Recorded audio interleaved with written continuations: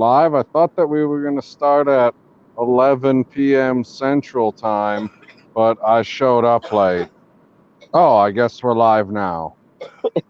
Yeah, you got to not work on that Eastern Pacific time or whatever it is. You know, that crazy I time. get confused when I get sent numbers in the fandom zone. Yeah, it's like all cryptic, like that Matrix numbering system. Yeah, you got to decipher it first.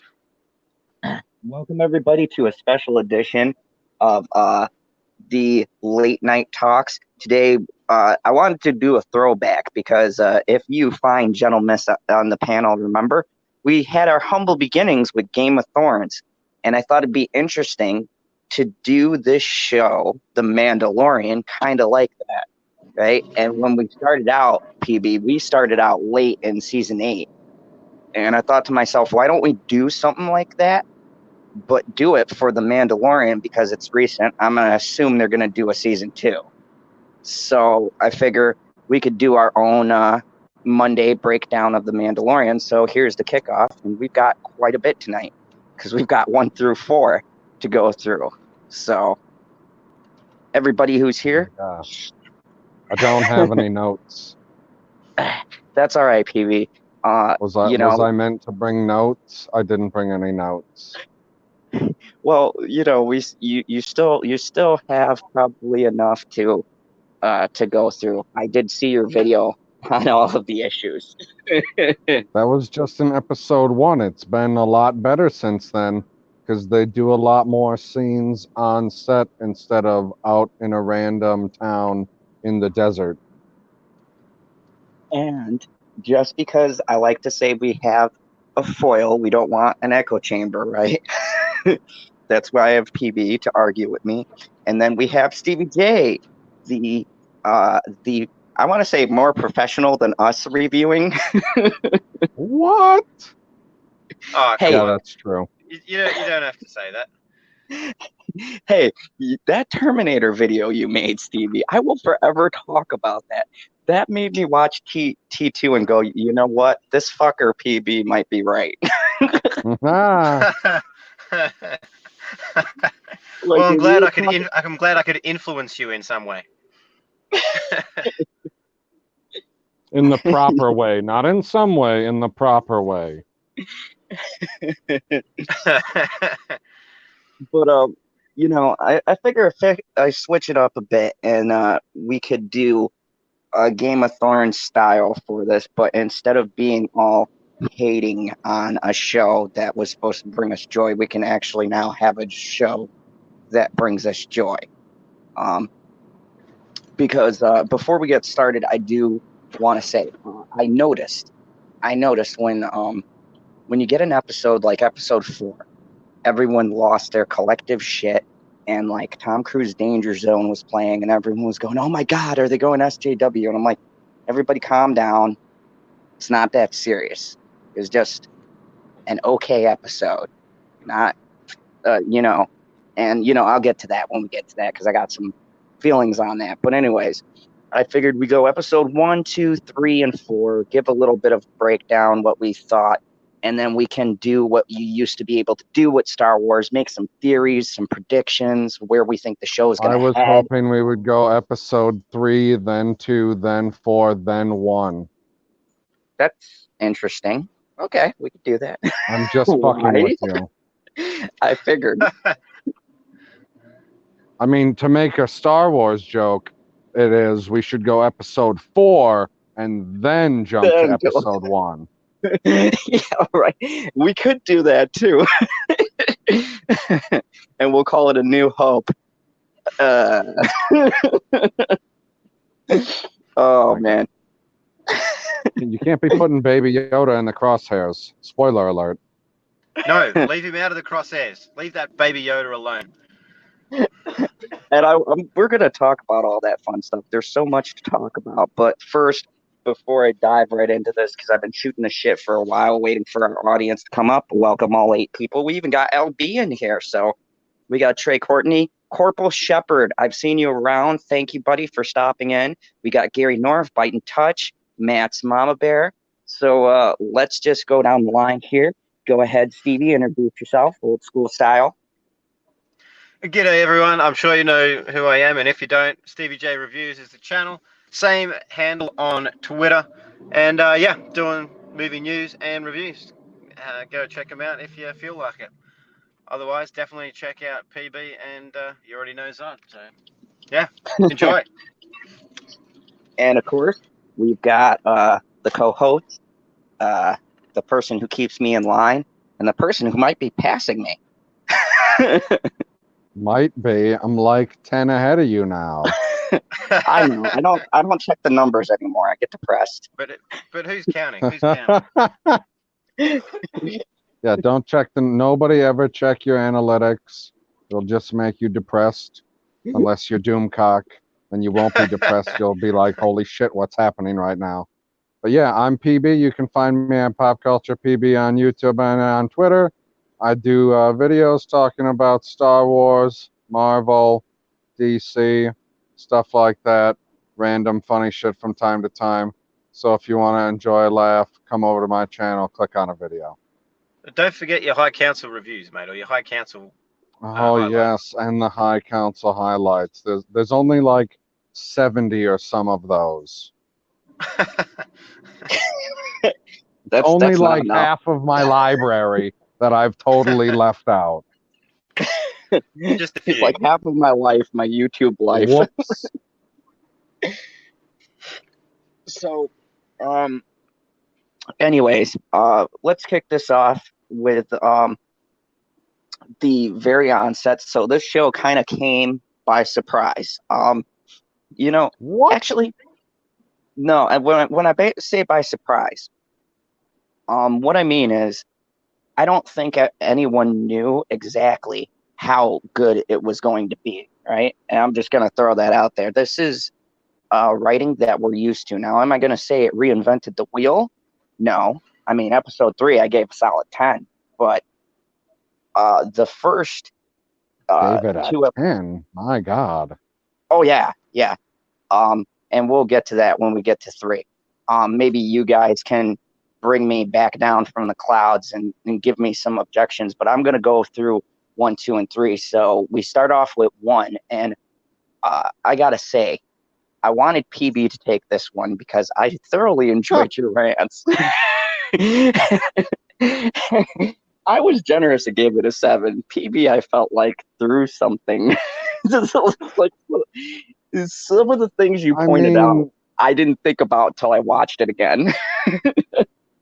I could probably, for the story that it's telling, I could rank it as high as a 6. That would be the highest that I could ever go on it, because the dialogue in the episode is good, but the physical plot holes that they leave wide open are just terrible.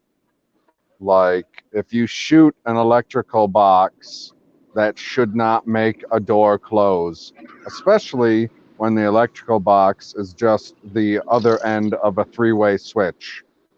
You ever disconnected a 3-way switch? It doesn't make the light turn on and off. Okay, but I was glad to watch that video because I wanted to sort of counter some of that with being that you know about that stuff. Would that then make you recognize that physical plot hole, being that you know about electrician stuff? Would that kind of then, in a sense, be nitpicking? Yes, that does give me a little inside information as to how it goes. And I only noticed it because I guess I must have been extra paying attention during the one moment when he shoots it, because he shoots it and then the lights on the box stay on for a moment and then they shut off. And I was like, no, if you crack the glass on a light bulb, what happens? It turns off immediately. It doesn't turn off a second or 2 later. That's not how that shit works. Like, just because you're in a galaxy far, far away doesn't mean that the speed of light isn't the same. But, all right, let's go on the other end of that, though. Isn't it good that we can argue about actual, like, physical shit like that? like shit that you would normally be able to pick out in a well-written show, because dialogue-wise and setting-wise, and I gotta say, for me, it was satisfying because I felt like, especially that opening shot, I've watched it like 3 times now, right? When he's like Oh my walking through God. like when he's like coming through that bar and everything, that reminds me of like Clint Eastwood.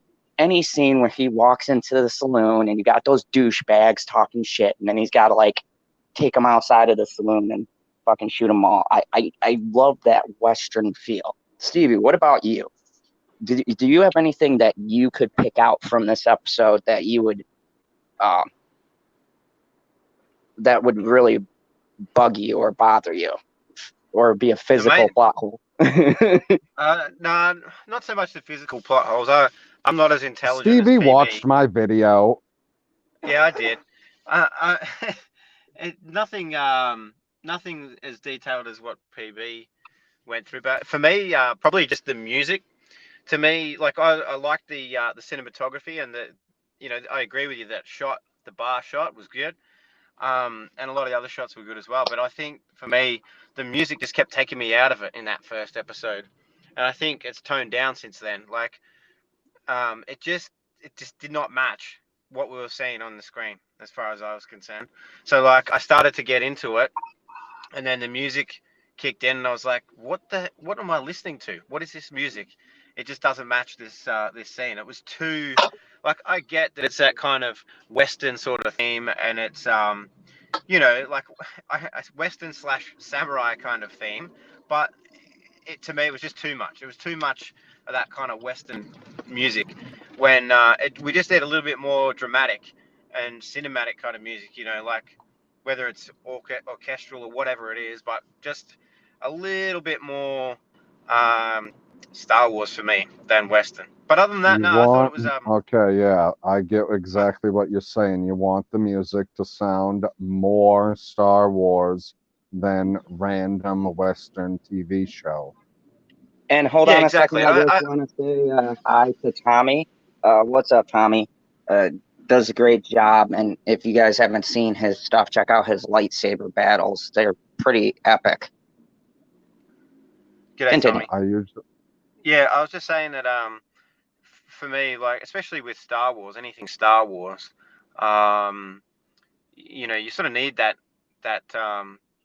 orchestral sound to make it to build the tension, to build the tension in the scenes and to actually build a bit of suspense. But whenever I heard in that first episode the music come in, I was just like, huh? What am I watching here? This doesn't feel like Star Wars, which is unfortunate because the visuals was, to me very Star Wars, and I didn't have any issues with the rest of it. I mean, I think the episode 1 and 2, and I know we're just talking 1 at the moment, we're a little slow plot wise, but you can't be too critical of that because it's not the only show in history to start off a little slow and then end up being awesome. So yeah, that's all I thought of the first episode. Yep. And that's what I said in my I video. thought of too many shadows in episode 1. Shadows all over the place and barrels, fucking barrels. Goddamn. And looking in his Cyclops eye. I don't understand that. He does it in episode 2 as well in one of the scenes. I don't remember which one. And I was like, I don't understand that. And then I was talking to somebody, and I don't remember who it was. And they told me that those fancy Mandalorian helmets essentially are set up to have a 360 view all the way around so that you can't sneak up on a Mandalorian because they have like cameras all the way around them somehow. Like, I don't know exactly how it works. That's what I was told. So why does he have to put it in any particular spot anywhere? He can just put it up to he can put it up to his freaking ear and he would be able to see. But yeah, it's so it's great to Cyclops do this again. Okay, so my But thing I mean, yeah, the best part of episode 1 is the very end, the giant reveal. See, yeah, I have to disagree. I I actually dug it from the You like moment when he gets attacked by the Pokemon? Yeah. It's a Gibble. Look it up.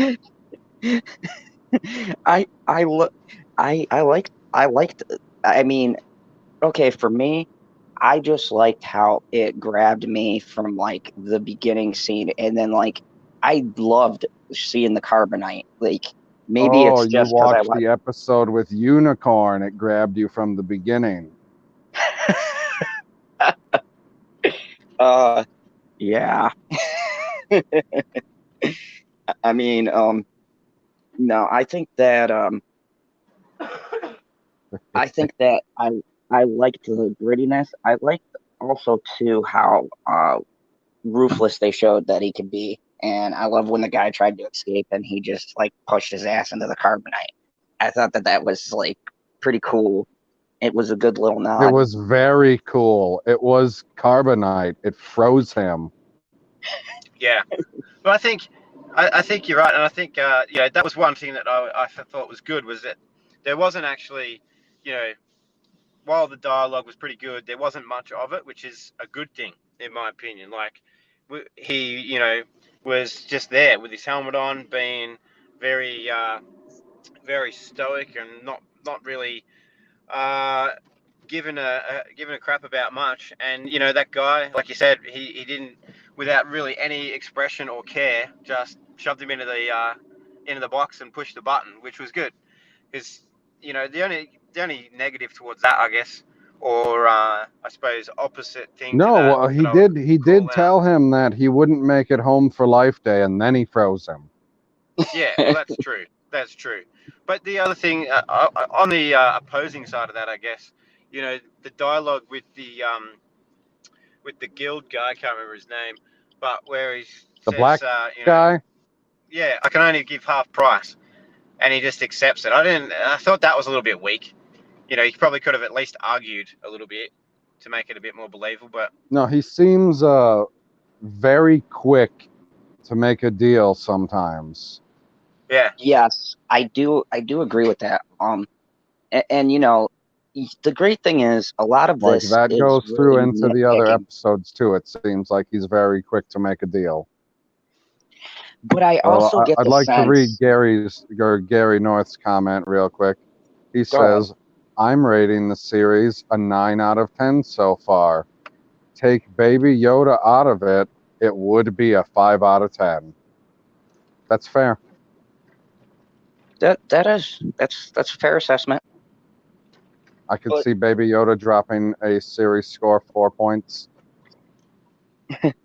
um, but one thing I will give it, and this has been consistent no matter if an episode has been okay or really great, is that um one thing I can't argue, and something that is lacking from a lot of other TV shows that this does really well, is no matter what episode it is, and I don't know if you guys notice this too, I notice that every single episode still character builds.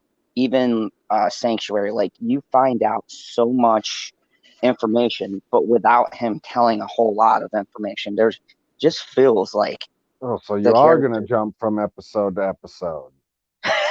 just as a point of reference. But I mean, I'm kind of jumping around, but it's just to make my overall point. I feel like one also does do character building pretty well. You get a good sense that of who he is, and then you get the sense of the other side of him as well. Like maybe not haggling. I think there's something to that, right? They're Mandalorians. They're not traditional bounty hunters when you really think about it, Well, especially when you see the scene with him and his brethren, right? It's I all mean, about as that far as metal we stuff. know, Mandalorians aren't bounty hunters traditionally, period. Exactly. They're Like, doing what they have to they're do to supposed survive. to So be, what do I want to say? They're supposed to be warriors that are like living by a code and upstanding individuals. They're like samurais. Like, they would never attack a man from behind. yeah. And I think that if you take that and put it then into the fact that he doesn't bargain more and stuff like that, we could say that maybe it's just because he really doesn't care like a traditional bounty hunter would be. Like, you see all those other races who are bounty hunters, or let's use Clone Wars for a second, Cad Bane, right? If you put him in reference to a character like that, then again, Cad Bane would probably that's a stab the bounty person. hunter. Yeah, I mean, Cad Bane is your typical. That would be the template for what I envision a bounty hunter as. Sly, sneaky. He knife his own mom for a deal, right? I figure the Mandalorian as just Pretty like. sure he would bounty hunt the hell out of his mother. Sorry, I just dropped out for a second. Are we talking episode 2 now? No, I was still getting to 1 and why I think he doesn't bargain much. And I was saying I don't think of him as like a traditional bounty hunter. I just think of it as something he had to do to get those metal pieces to start assembling his armor. Well, he's a foundling. He has no family. So, he's just doing what he's got to do. And with that, and then, putting in the factor of the code. From the way that I understand the story, we have no idea if he was even a child on Mandalore. Like, I don't even think that he's originally Mandalorian. Me neither. I don't think so. I don't think so either. So apparently it's not a hot take. No, I get that feeling too, just off of that. He seems like the Mandalorians took him in. So we can all agree, though, episode 1, pretty solid, to say the least, for a pilot. And I said that to people, too, when I was doing my reviews and things like that. It's like, this is a pilot episode. It was okay for a pilot. It was enough to make me want to watch a second episode. That's for sure. It ends with a fucking baby Yoda. Let's jump into that. Episode 2, right? We get the big reveal at the end of 1, baby Yoda. And before we get started, I want to do a speculation portion. Stevie, PB, what the hell do we think baby Yoda is? Do we think he's left over from the Jedi? Is it what do you mean? What do I from think he Palpatine? is? I mean, was Yoda a pimp? Oh, Yoda is a player. I think for me, I think he's a clone. I think he's a clone of Yoda. What do you think Yoda was doing during the Clone Wars? I mean, he did do a lot of traveling. They said you can't fall in love. He was doing a lot of sword play around the galaxy. I mean, he was sticking his saber wherever he wanted. And I mean, I'm not trying to come off as crass here, but okay, according to Courtney is angry.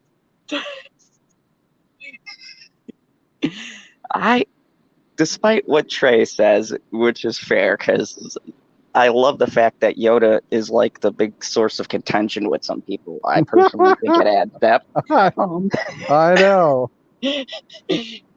Besides that, I mean, just analyzing it, 1, I think it's interesting to put the Jedi element into it without having a full-blown Jedi. I think that was a smart move. And 2, when you analyze the Jedi code, they said they can't fall in love with anyone. They didn't say you can't fuck someone. Right. I mean, I've always the said code that. doesn't say they have to be celibate. So, I mean, you're a Jedi, you meet a chick in your local cantina, and you're like, hey. What else were they doing? What else was he doing during the Clone Wars? Making a shitload of clones. So, why could he not clone himself as well? And here's the thing. I went back through, and I was watching the prequels the other day, because I want to do, like, ranking the Star Wars, my favorite Star Wars kind of a deal. And I'm watching Attack of the Clones and realizing how very truly horrible it actually is going back. Oh, jeez. Uh-oh. Yeah. Oh God, the love scenes. Oh Jesus Christ, some of those lines. He's like, I can't Oh, put but what these about feelings away. Oh, what about that picnic scene? So good. oh God, He almost George gets killed cannot by write that romance. thing. Oh God. And then he tries to do the thing where he's thrown off, and they play the serious music like he might be hurt, and he's like, Uh, "Haha, just kidding." He grabs her, and they. Oh God, yeah. Natalie Portman, you're so much better than that. I Cringe. was saying. Cringe. Cringe. But so I'm watching it, and the one interesting part about that movie, besides the end fight and dude getting his head chopped off when they used to do that in Star Wars, um, I I noticed that Yoda says a line where he's like, he was gonna go check out the When you say cologne that dude, factory. you mean Jango Fett? Yep. Okay.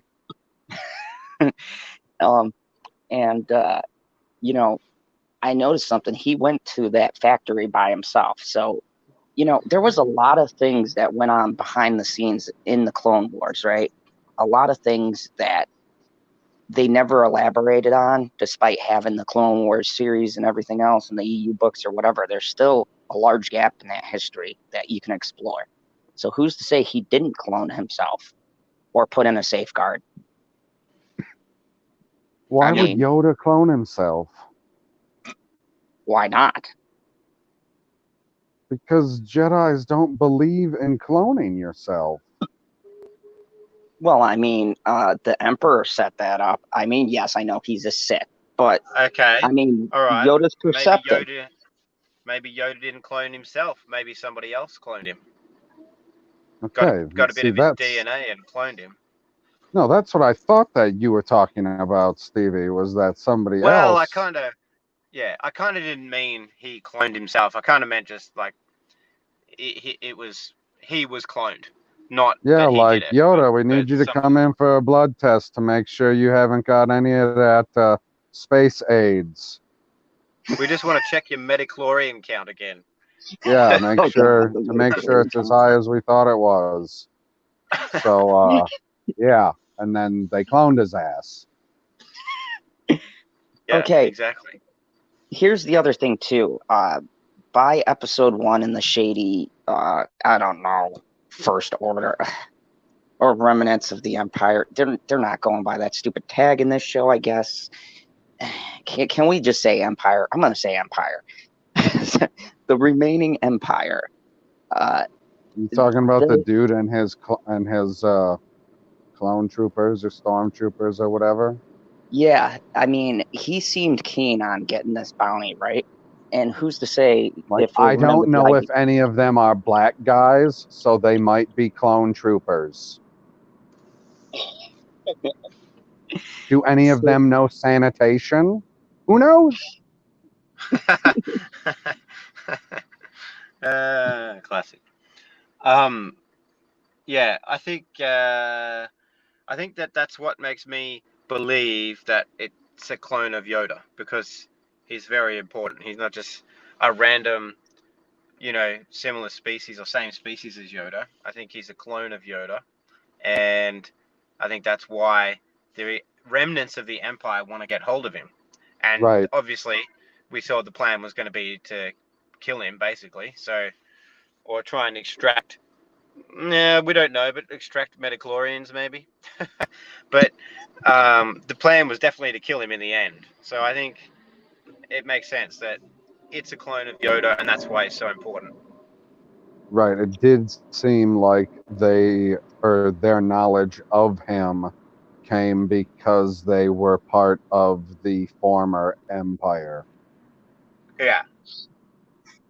So all right. why would the empire know of some random Yoda species baby out there Exactly. that just, happens to have the force in him, although his species has a higher, rate of metachlorians anyways.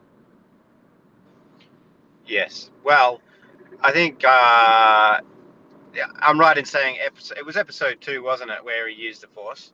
That's right, isn't it? Oh yeah. We're on Yeah. episode 2. You can talk about it. It was Yeah. fucking Well, awesome. Yeah, well, and to me that was one of the best fucking things of that episode because he used it, but it wasn't over the top. He just like used it in a moment of desperation to lift up that rhinoceros thing, and like just save him. So two things, like we got to see a bit of the Force being used in the Mandalorian, which is a big tick because we go awesome. That's Star Wars, and then Right? it's a mini Yoda, which makes it even more awesome. And then, but it also starts to build that little connection between Baby Yoda and the Mandalorian. So it sets up the next episode for what he does in the Oh, end of the next episode. that's something I wanted to highlight. I'm glad you I said like to call that rhinoceros the egg maker. that. The egg maker. I have spoken. And you know what? I just wanted to say, like I said, one thing about this show, consistent character development. Like, if there's one thing strong about episode 2 for me, and that I'm big on, is like character development. And my favorite scene actually was when Baby Yoda looked like he was going to use the Force to heal the Mandalorian, and he kind of pulled back, like, no, don't do that to me. Because, like, he takes He it, goes didn't up know to, what he was doing. but I think he was going to do like a Force deal, heal his Yeah, wound. Baby Yoda thought that he was going to force heal the cut that he had on his arm. And I like to And he was think, like, I got to put this kid back in his Frieza bassinet. yep. And I was like, And he puts him back in there. And then he climbs back out. And he puts him back in there. And then he closes the top. It's cute as fucking hell. and that's, I like that whole thing, like the whole dynamic there. And what'd you guys think of the Jawas? Yeah, I thought that was all right. I think for me that also actually was another and that like you're talking about subtle character development. I think that was a good um, a good few scenes to have there because it showed also that the Mandalorian's not impervious. He's not a Mary Stew. He can have things go wrong and Wait, did he's you not say perfect all Gary the time. Stew? I say Mary Stew, whatever, Gary Stew, whatever you wanted to call him. But it just shows that he's not perfect, and that's another important thing in any storytelling of any main character. You've got to have them go have whether it's big or small, go up against trials and tribulations. Wait, Otherwise, are you telling me? it just doesn't develop the character at all. You're telling me that you're uplifting Star Wars by ripping on Star Wars? That is correct. Well, ain't that some shit? Way to go, John Favreau. I mean, John Fargo. Farvo. Yeah, but it's true. It's true. I mean, it's not. It's kind of if you look at it at face value, it's sort of like a nothing part of the episode, like really. But what it's doing very subtly and subconsciously is letting us know, okay, people can fuck with him. He's not 100% impervious to everything. He can, get robbed by Jawas and then have to Right, and he's got a shit trade. fucking system to protect his rims. Exactly. Yes. Like, Well, how yeah, do you not have? You're the then stole his rings. Mandalorian. How do you not have some type of auto turret bonus activated? I that's just what I was had a thinking little of. Battlefront flashback. Sorry. No, I was thinking about, okay, you have Batman who's a human, right? Someone fuck with the Batmobile and see what happens. That shit has auto turrets come out or an alarm at the very least that Yeah, says we know back what away. happens if you fuck with Batman's Batmobile. He just murders you before he asks a question now. That's what he does. That's what the Batfleck does. He just murders people. We get it. That's right. Badass. Anyway, release the Snyder Cut. Oh my God. Oh, who cares about the Snyder Cut? Seriously. Who cares? Just I make know the film another correctly the Ozzy first that time, does. and just call it the cut. Just make it the cut, and you won't have to do a director's cut. Shouldn't the director be Yes, doing the cut anyway? Like, what was he doing? Was he not there? I don't get it. yeah, like here we'll give a nod to a fellow bridge crew member. Release the proper cut the first time. Yeah, just release the cut. That's it. Yeah, It's called the that's movie. all you had to do. It'd be simple. But yeah, so two was decent. I mean, not mind blowing, but we Yeah, got some why good are them character okay, development. speaking of the Jawas, if this egg is so fucking important, why are they wasting so much of it? I know that got me. Like they went to town on that. That thing Like, was half okay, of my. think of it this way. Think of it this way. If the one thing that you love more than anything in the world is Lay's potato chips, right? Like you can't live without your Lay's potato chips. I didn't want to go to the, Oreo analogy because, hurt feelings and all. So Lay's potato chips. You're not going to open the bag of Lay's potato chips and tip it upside down and let it pour all over your face, Steve Austin style, just so you can get a bunch of chips in your mouth real fast. You're going to eat each individual chip as fast as you can. Like, yeah, you might do 2 or 3 at a time, something like that, but you're not going to be taking handfuls and just shoving it in and having crumbs running down you all over the place so that you're wasting all kinds of chips, are you?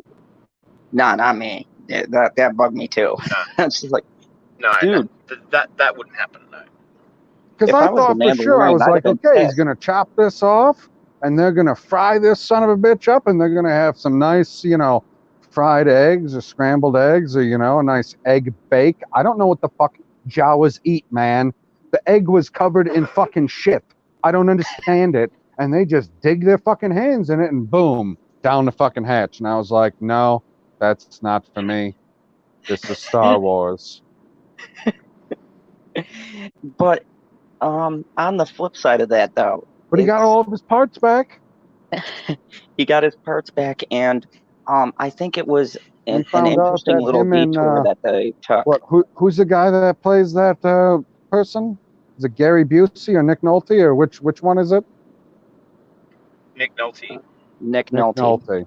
But they're like one and the same. I've never seen them both at the same place at the same time.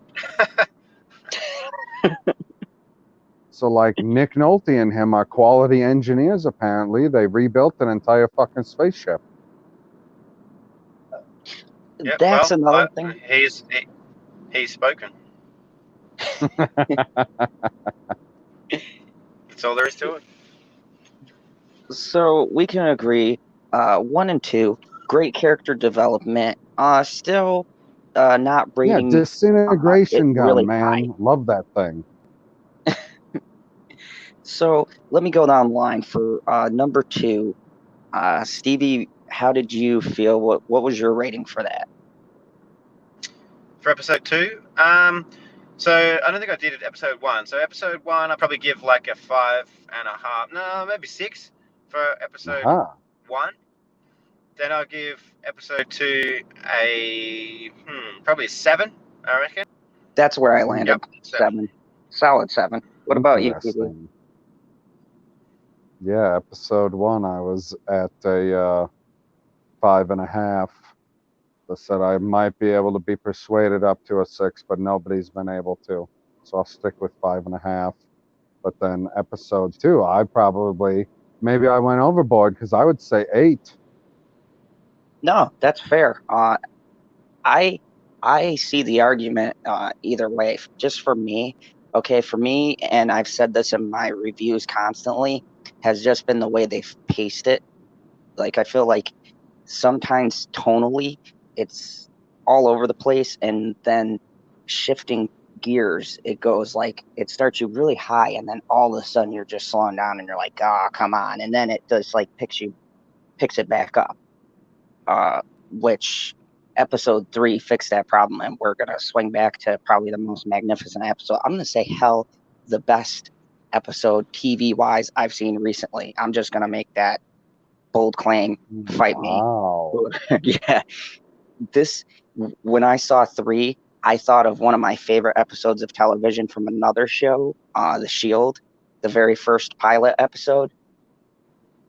That it was on that level of excitement. Didn't watch The Shield. I mean, I may have times. seen 1 or 2 episodes of it, but I didn't watch it as a series.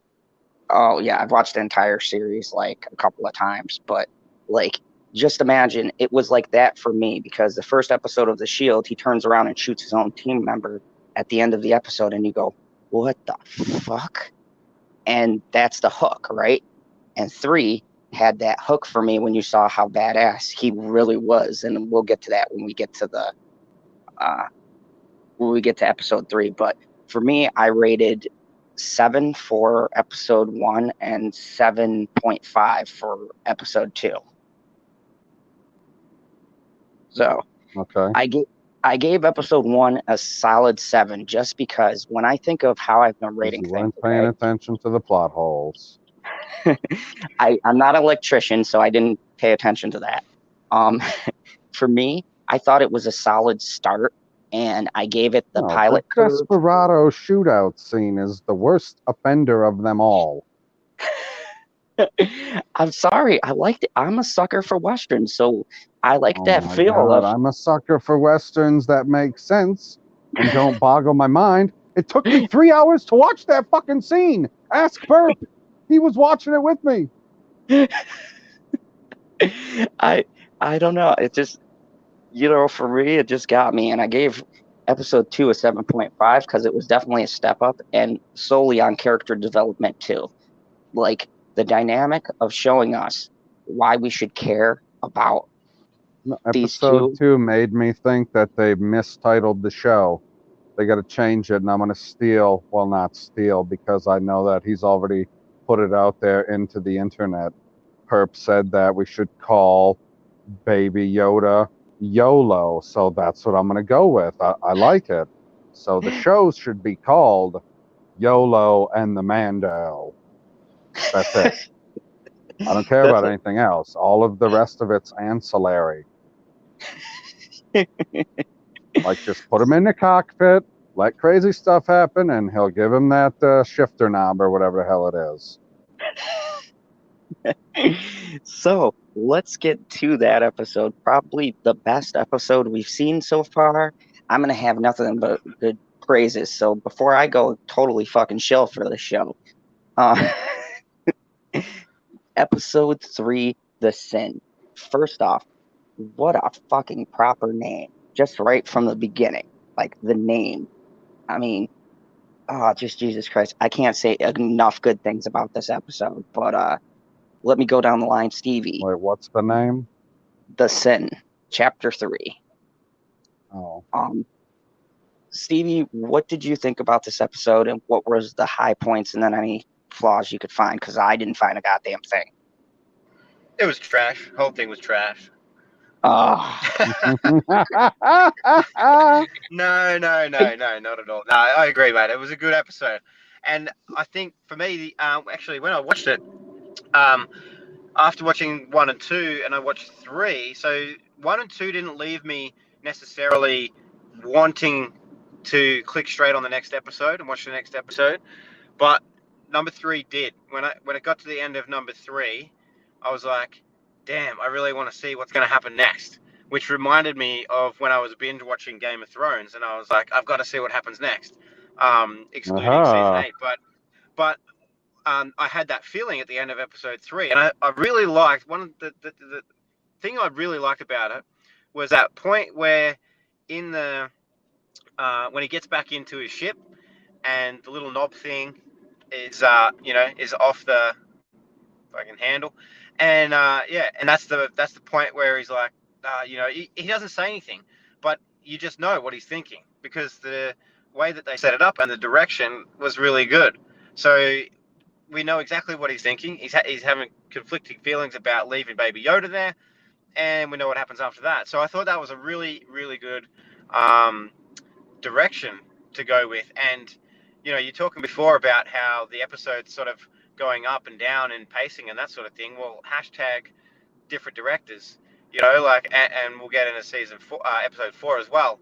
But the way that episode 3 was directed, to me, was fantastic. I thought it was just done really well, and that's what made me at the end of it be like, you know what, I have to see what happens next. It was an awesome episode. Yeah, and I believe John all did the that shadows episode. pointed the right direction. PV, it's all about the shadows. So let's jump straight to PV. What did you think? What was one of your favorite scenes? And I'll be goddamned if you found anything, because I'm going to say it again, didn't find anything to really nitpick on this episode.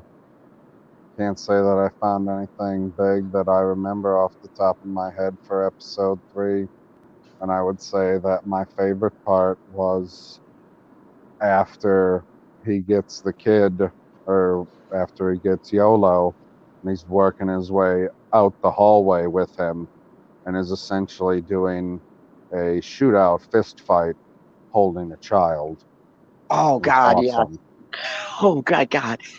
Oh, like just, the action, just, oh, Jesus. Yeah. Yeah. When you, like you said, when in that scene, and that whole scene was really badass as well, because he's, first of all, when he goes in, he's going in alone, and he's a bit, he's being stealthy and everything, but he's still taking names and not really, not backing down at all. And then on his way out, it's like, damn, this guy just doesn't give up, like doesn't care. Even when you think he's surrounded and intimidates a droid to drive. Yeah, exactly. So what we don't have emotions, people. But what we missed in episode 1, let's say, for example, where I was talking about how he kind of capitulated and said, yeah, you know what, I'll just take half. Well, we got the opposite of that in episode 3 during that scene where he's breaking out and he's got YOLO under his arm, and he's doing that whole shootout and fighting and everything. So, yeah, that to me, it was awesome. It was it just showed how tough he was and how skilled he was as well. So, yeah, that was an awesome scene. Right. And I said this in my review. This paid so much respect to Mandalorians as a whole, because, right, he gets into that fight with the biggest Mandalorian I've ever fucking seen, I think, across any of these shows, Clone Wars or anything. That fucker was big, right? And he's this little guy, and they draw. You guys have seen it on my thumbnails. That's my favorite scene, when the two of them draw with the knives. And he's probably the runt of these Mandalorians. That's what I call him, or like the middle of the road, right? And he's this badass. And I was thinking to myself before this episode, I'm like, man, if he's like so badass, I wonder what the rest of them are like. And then bam, they answer that question when they all come up at that end shot, and they start like just fucking annihilating bounty hunters. And we're talking, these guys are ruthless murderers, right? And they are just going to town on all of these bounty hunters. Like, that just like shows. My wife didn't know what was going on because they had jetpacks, and I was like, the Mandalorians, they got jetpacks. That's just how it works. Like, that's what they use. That big guy was like, my if favorite. you cared about cartoons, I'd have you watch the Clone Wars, but you don't, so we're not going to waste our time. Yeah, and maybe PB, you can correct me if I'm wrong here, but because I'm no EU guy or whatever, but with the Mandalorians, I heard some people saying that.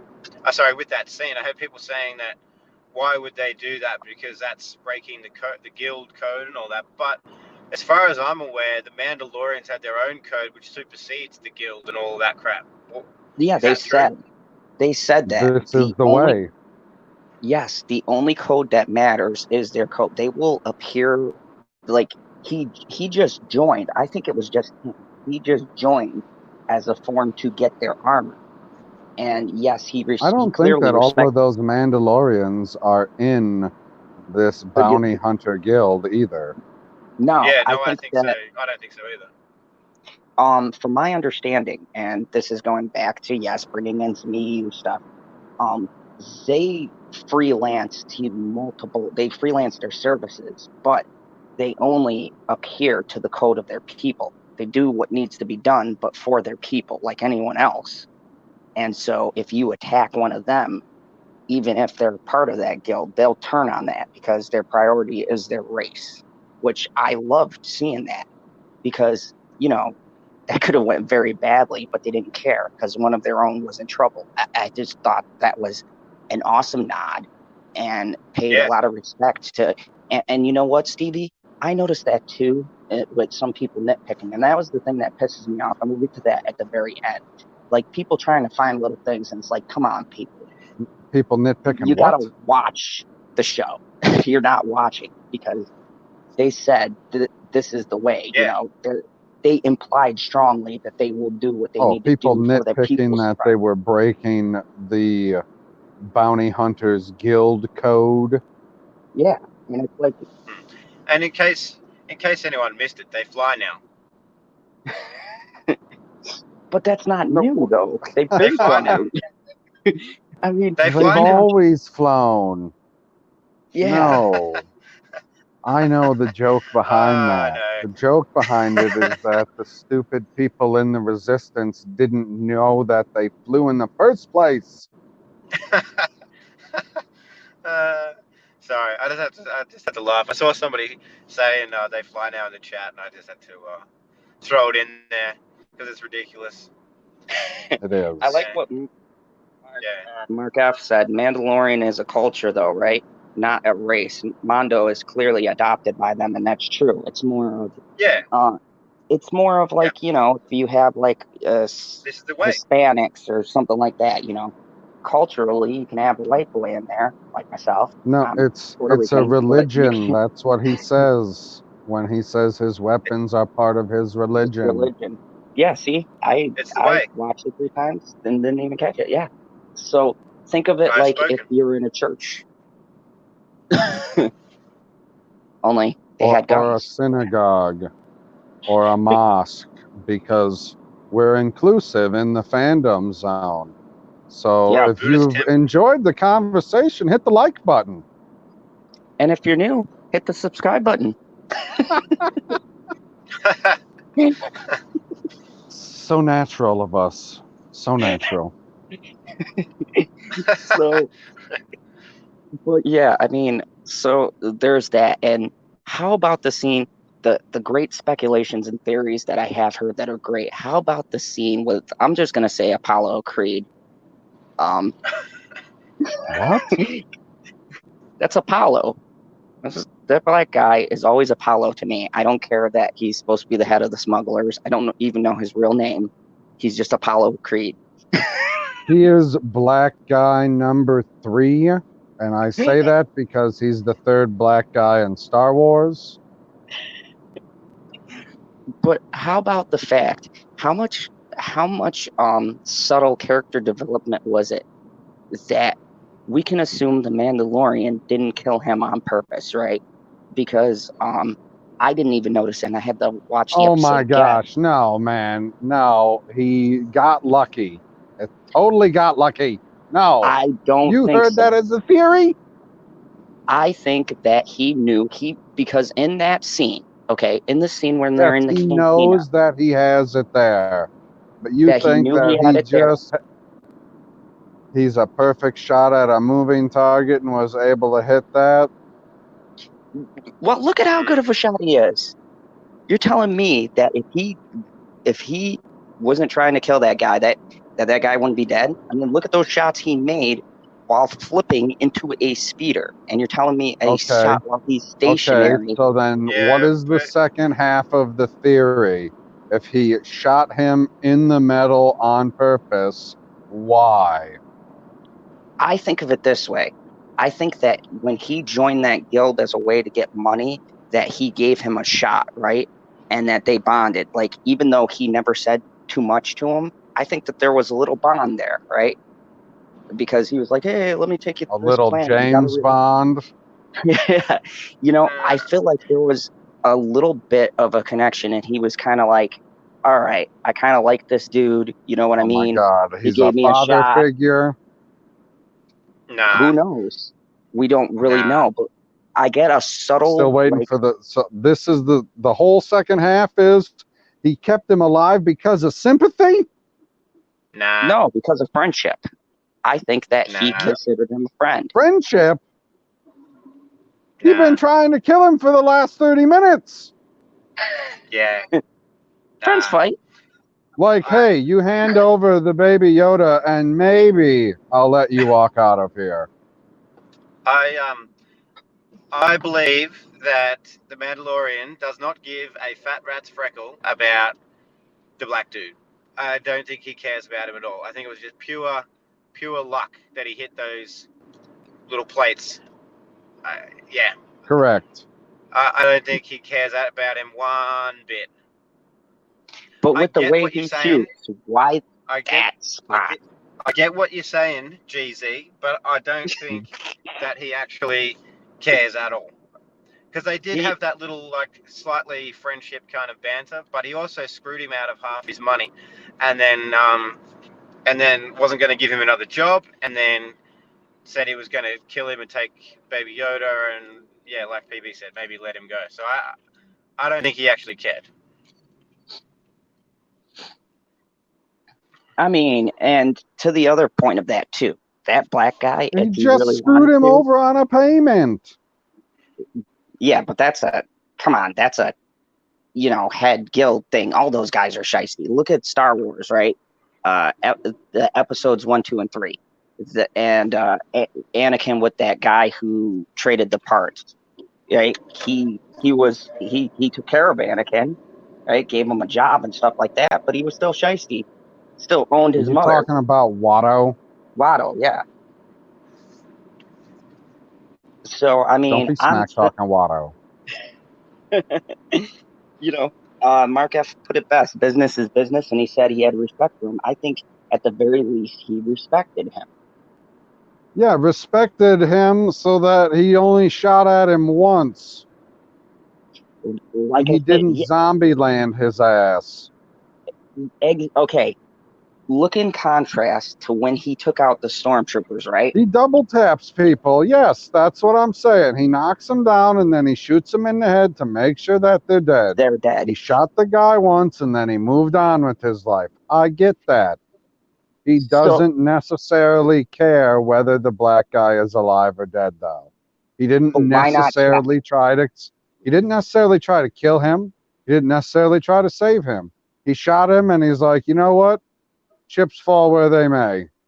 Yeah, I agree, and I think the only reason he shot him was just because he wanted him to get out of his ship. Like, bang, get out of my Yep. ship. I've got to leave. I got to get out of here. So But Like see, if there wasn't a it was a respect total level, Aquaman move. but see, if there wasn't some kind of mutual respect, he would have just killed him like anything else. And I would say it for Apollo's end too, because Apollo, even though he screwed him out of money, and let's just be clear, that's a business move. That's not personal. He could have, instead of doing a big showdown with the Mandalorian, even though you have the numbers in a wide open space, he could have just as easily, like, did a Game of Thrones style and just got out a bunch of people and jumped them in an alley.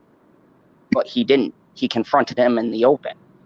Now, you can't tell me there's not some kind of, at the very least, mutual respect for each other. The fact that he'd rather face him face to face and then let the chips fall where they may. No, he yeah, just killed a Because no, that bunch of seems like you're setting stormtroopers yourself in a up. hallway while holding a baby. I don't. Yeah, I don't necessarily disagree with that. Like, I think there was some connection there, but I don't think there was enough of a connection for him to purposely try not to kill him. I think he just, like I said, he just shot him to I get him out think of his ship and I didn't care think either way. Zod is putting dots on his own paper and creating the picture that he wants to see. Like he Yeah, ain't I like connecting Apollo. dots; he's adding his own dots. Yeah, Like he's calling this guy Apollo when he's clearly knockoff Lando. Clearly,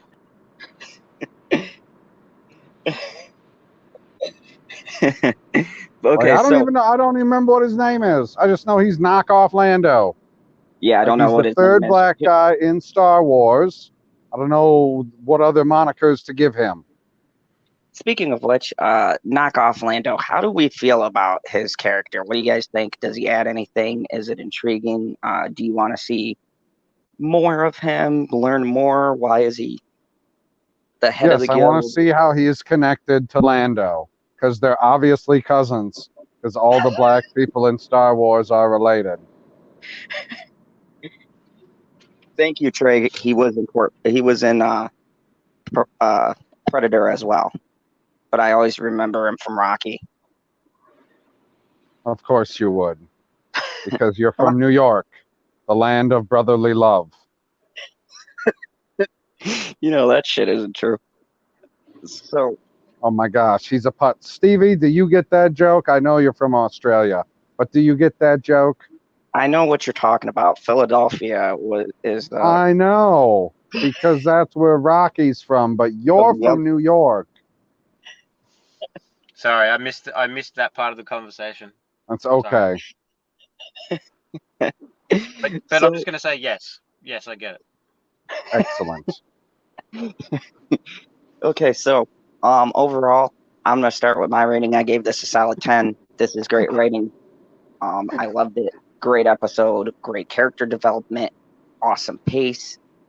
There's no scenes that we can find to even nitpick about. No electrical, dysfunctions with lights and shooting boxes No, and things. the only thing, the thing that I'm the most intrigued out or with in that episode is what is going on with this underground Mandalorian culture, because I thought that they were not necessarily like underground. I thought they were known by the bounty hunters, but obviously they're not. There's some subculture that they keep to themselves and they only pop up one at a time. Which I Like found that when one interesting. goes out, the rest of them are hiding. It's very confusing to me. But it makes sense. I mean, if you track it back to any of the older shows, Rebels, Clone Wars, right, and they sort of picked the wrong side in that in that battle because they hate the Jedi.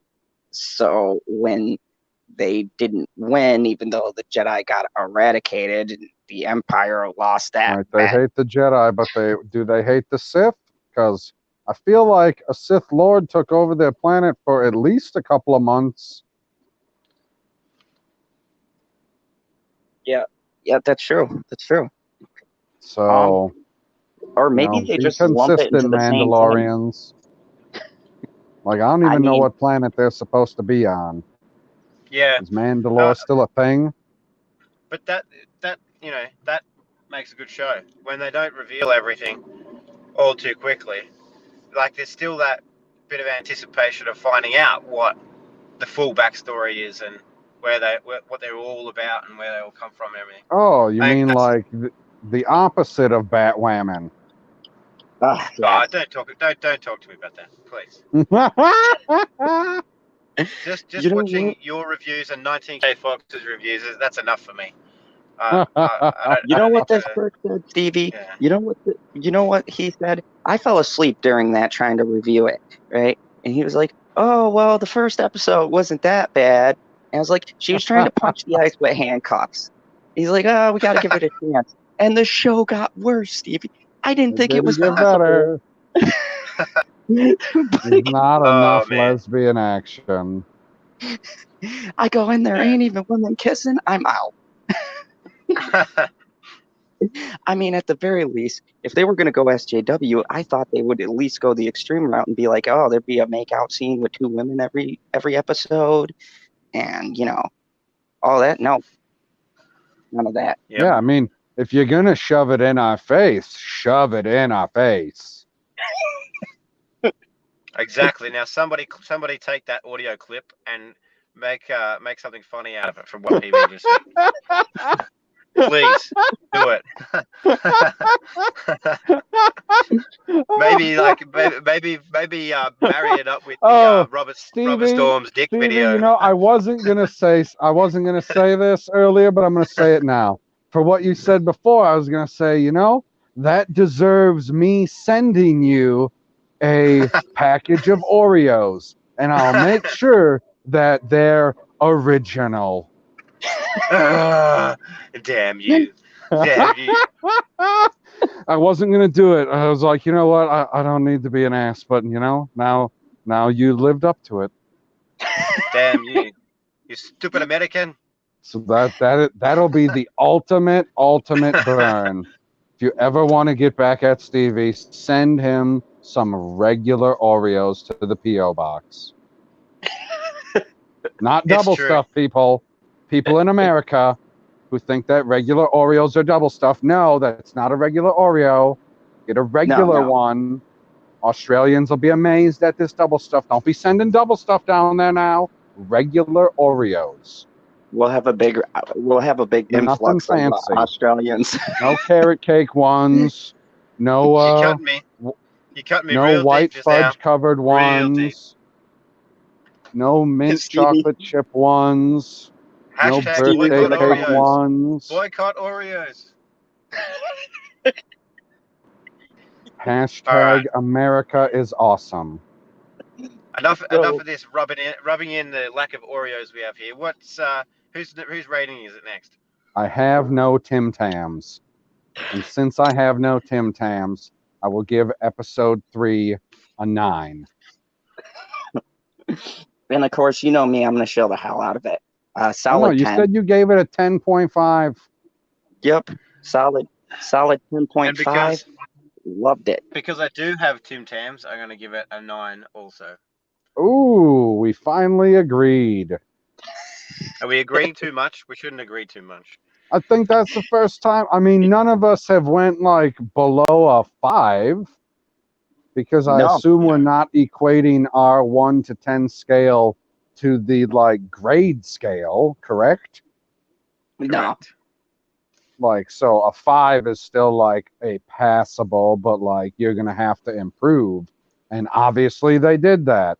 According to the way that all of us have rated the episodes, they've gotten better 1, 2, 3.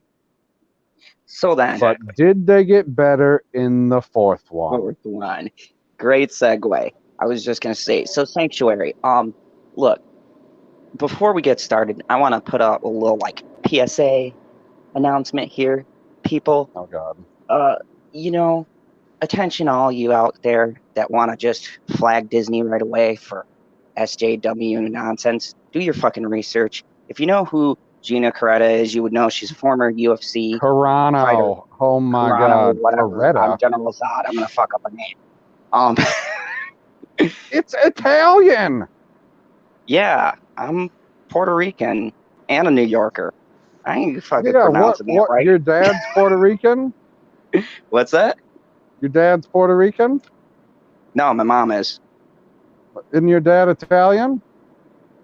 No. Irish. Oh, my mistake. Continue. So, here's the thing. My warning is this. Look, I've heard people say Star Wars doesn't deserve the benefit of the doubt and blah, blah, blah. If you are a reviewer and you're reviewing anything, you cannot equate one thing to the other. And I used it with Knives Out with Rian Johnson. He made the worst Star Wars movie in the history of Star Wars, yes. But I don't equate that to a separate, totally different entity. You saw Knives Out? Yeah, I gave it a solid 7. It's all right. Oh my the plot God. twist was ruined in the middle. But it was well acted. It was well directed and made me wonder what the hell happened Last Jedi. That's what happens when you don't have Rian Johnson on a leash. But so I mean, so when I think about this, I think you're saying that backwards. Knives Out doesn't have to follow any canon at all, other than the fact that you have to make sure that it is a person in a room with an object, because it was fucking Clue. No. Once I saw the movie, I wanted to make the Clue reference either, but no, it's nothing like that. actually Right. pretty. So it's exactly like Clue. I didn't see it at all, so I can talk about this.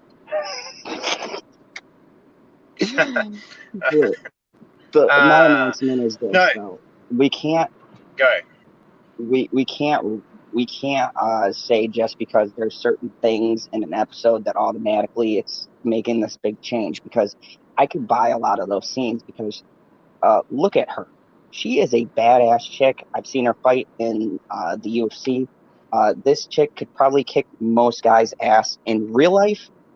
Um, like I've seen boy, she's fucked up a lot of people. So I thought that this was just great casting.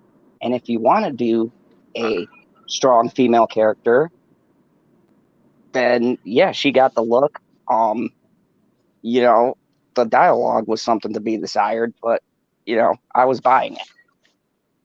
I'm gonna You got to agree, tone it down. and I'm gonna agree, and I'm gonna disagree as well. So I'm gonna agree that the casting was good, and she looks really tough, and she probably is really tough. Um, but where I'm gonna disagree slightly is that we shouldn't be looking at what the actress does in real life or what she's capable of in real life. When we're talking about the fight scenes in the film or in the show, we should be talking about what the characters are meant to be and what they're capable of. Now, for me, I didn't see any woke issues with this at all, with this episode. Um, but I do think we should be looking at, because I know a lot of people were complaining about, oh, how could she beat him and how could she, whatever. But She beat him? I don't look to, I don't, or at least drew evenly with him, whatever. But I don't think we should be looking at what she can do in real life, which is awesome by the sounds of it, but what her character is meant to be. And equally, I think her character in the show Was she not is a stands up, Republic stands. commando? She was a Yeah, but shock that's what I'm trooper. saying. Her character stands up Oh, to the Mandalorian as well. But I just don't. And I That's why I say I agree and disagree, because I don't think that whatever these people do in their real life, as far as martial arts goes, uh, could be used to say, oh, that's the reason why she was able to draw a level with him or beat him or whatever. But I do think her character in the show does stand up to him. and I did a breakdown of this. Okay, let's look at the Mandalorian and what we've seen so far, and we can even go back to episode 3. We got a good sense that he's not the most badass. He's probably middle of the road, or even the brunt of them. We haven't seen what all of them can do yet, right? But we know his skills based upon him fighting all of these basically nobodies, right?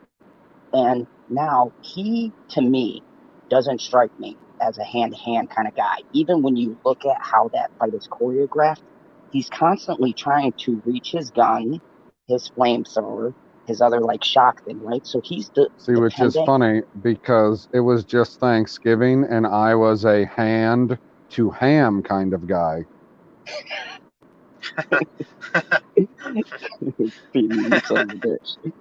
But yeah, so when you look at it, right, he's always trying to shoot someone, which is a great philosophy. Because hey, you put a bullet in someone, there's not much they can do. But when you think of how she created a close quarter situation, now I think he's got enough skill to like get a one up on your average thug, And stormtrooper, she whatever. jumped him But from behind but and from yeah, on top, like is every good so woman should. so I think when you look at how she did it, I mean, I think her hand to hand was clearly superior. And then think about, like Stevie said, her job set, which was a special kind of commando in the, uh, stormtrooper armada or whatever you want to call it, right? So, those people are Yeah, trained to fight hand to hand. Shock troopers use shock sticks, which is our close in weapon to mop up, yeah, resistance. So yep, someone hand to hand, you take away the guns from the Mandalorian. Now you got an even probably a little bit disproportioned fight. So yeah. It as made far as a it made martial sense to me artist, I because she was clearly a badass and she is tough and everything. And like you said, the Mandalorian, his biggest advantage over people is all of his gadgets. You know, like that's his bag.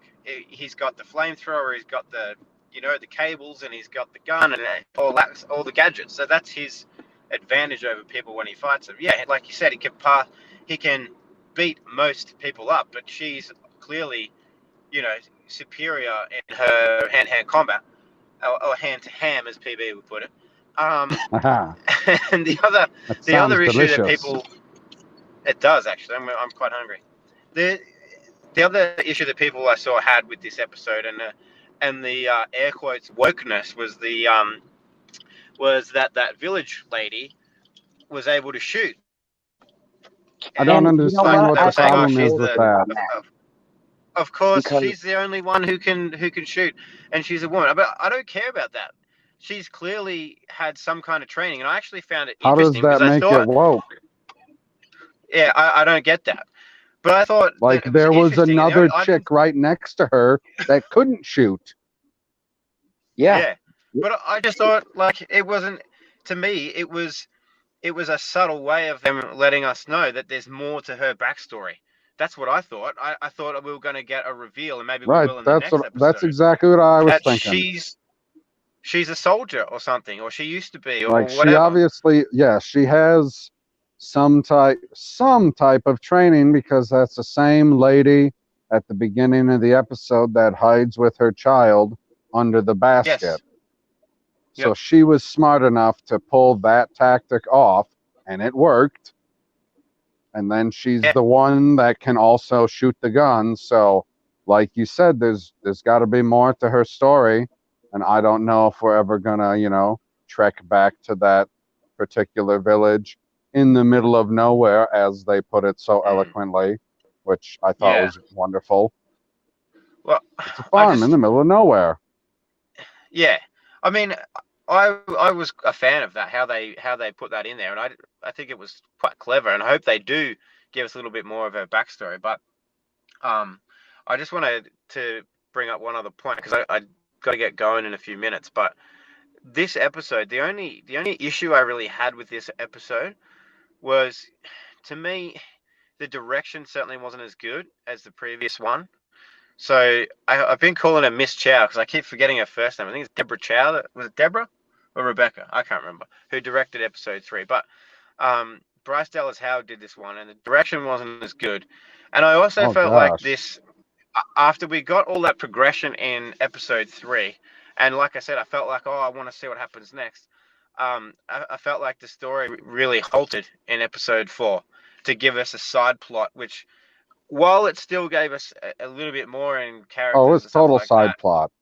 it was a complete side plot. And where I felt like we were starting to build some momentum in episode 3, then I felt like the brakes were just pumped for episode 4. They just stomped on the brakes and were like, all right, let's have a little side camping trip over here on this planet, and not really add too much to the main plot, because we got some new characters and that sort of stuff, but it didn't really add a great deal to the main plot, because he's still got Baby Yoda. He's still, I guess, not a fugitive, but he's still trying to escape the other bounty hunters and everything. So nothing's really changed from episode 3. Right, and he still knows that everybody is looking for YOLO. Yeah, and the only thing that connected episode 3 and episode 4 really was the guy with the tracker at the end. That was the only thing that really connected the two. Yep. and before you go, who would like to see? I heard this reference and I thought it was kind of funny. Do a red wedding situation where, like, we get to the ending and then still kills everyone. Yeah, I reckon we Oh get to my the episode 8 and Baby Yoda just kills everyone. just crushes them all with the Force. And we never knew it Talking was about really the Disney, we're YOLO. talking about marketing. Baby Yoda can grow a little every season and be a new action figure and new plushie. I think he'll be around for a while. And then John just goes, "Nah, we're killing him." Yeah. Well, yeah. good old ginormous roundhead Ryan has let the Yoda out of the bag on that one. I don't know if you saw my video, probably not, but I did not watch it yet he because I hadn't watched he's episode 4, so I didn't want to have any spoilers. I didn't know if it had spoilers in it. Okay.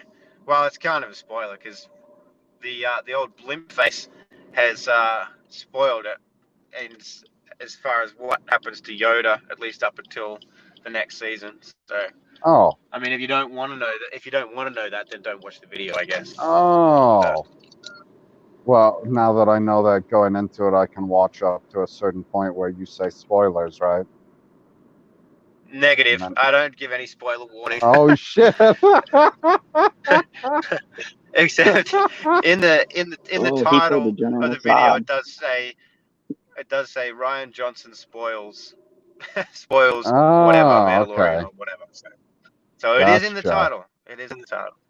Ryan But Johnson's such a yeah, I troll. won't spoil that now by saying anything else, just in case. But yeah, so there was a lot, and Stevie, I brought up all the points that you just brought up in my video. I was like, but I wanted to throw out a little maybe conspiracy theory here. But do you think when you look at how the tone shifts in each episode, I've seen a pattern. It goes light to dark. Okay, the first episode was dark. Even a lot of people said, "Oh, it was so dark for Star Wars." Blah blah blah. I was like, "Good." Right, and then the second episode is kind of lighthearted. You got the cute thing with Yoda It's and a everything else. frog. The third episode, or the third episode, is really dark and action packed and just the greatest ever. And then this episode is a little bit lighter, right? You got the villagers, no one dies miraculously, no buildings get blown up. Yeah. That was a big thing for Yeah. me. You don't think anybody died in that episode? Okay, when you look at the old Star Wars, even when a blaster fell on the ground next to someone, you'd see people shooting up in the air and going, "Oh!" This one, they shoot, and I'm like, "Where the hell are the people?" I don't see anyone even going, "Hey, my basket's on fire," or nothing. Just, I mean, I guess you're right. I didn't see any bodies flying or anything like that, but I thought that they killed some of the villagers on that first raid. Oh no, I swear to God, watch it again. Nobody, I did not see even anyone stub their toe. I seen a lot We're running. getting shot at by an ATST. That's what I was just saying. Before I go, to what you're saying about the pacing and the tone of the episodes, I do agree, and I think that what they need to do is they need to find that balance better.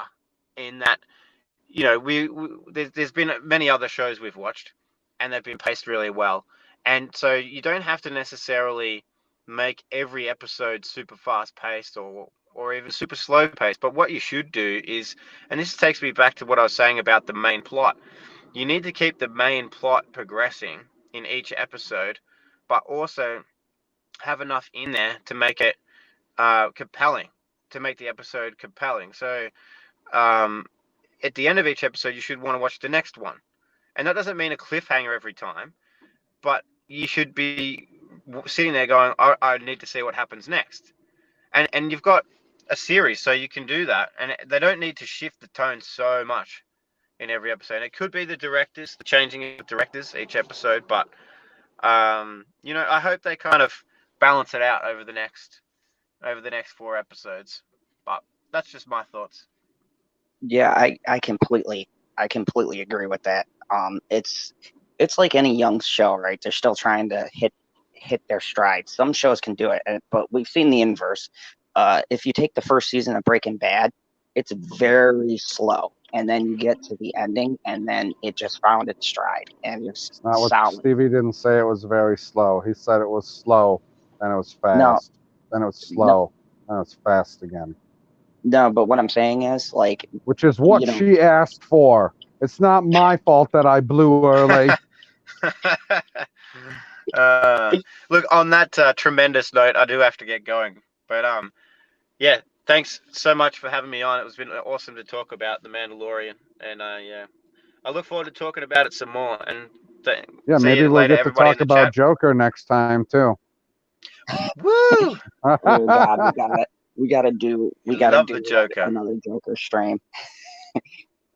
Oh Any yeah. negative? No, this is the greatest just movie ever.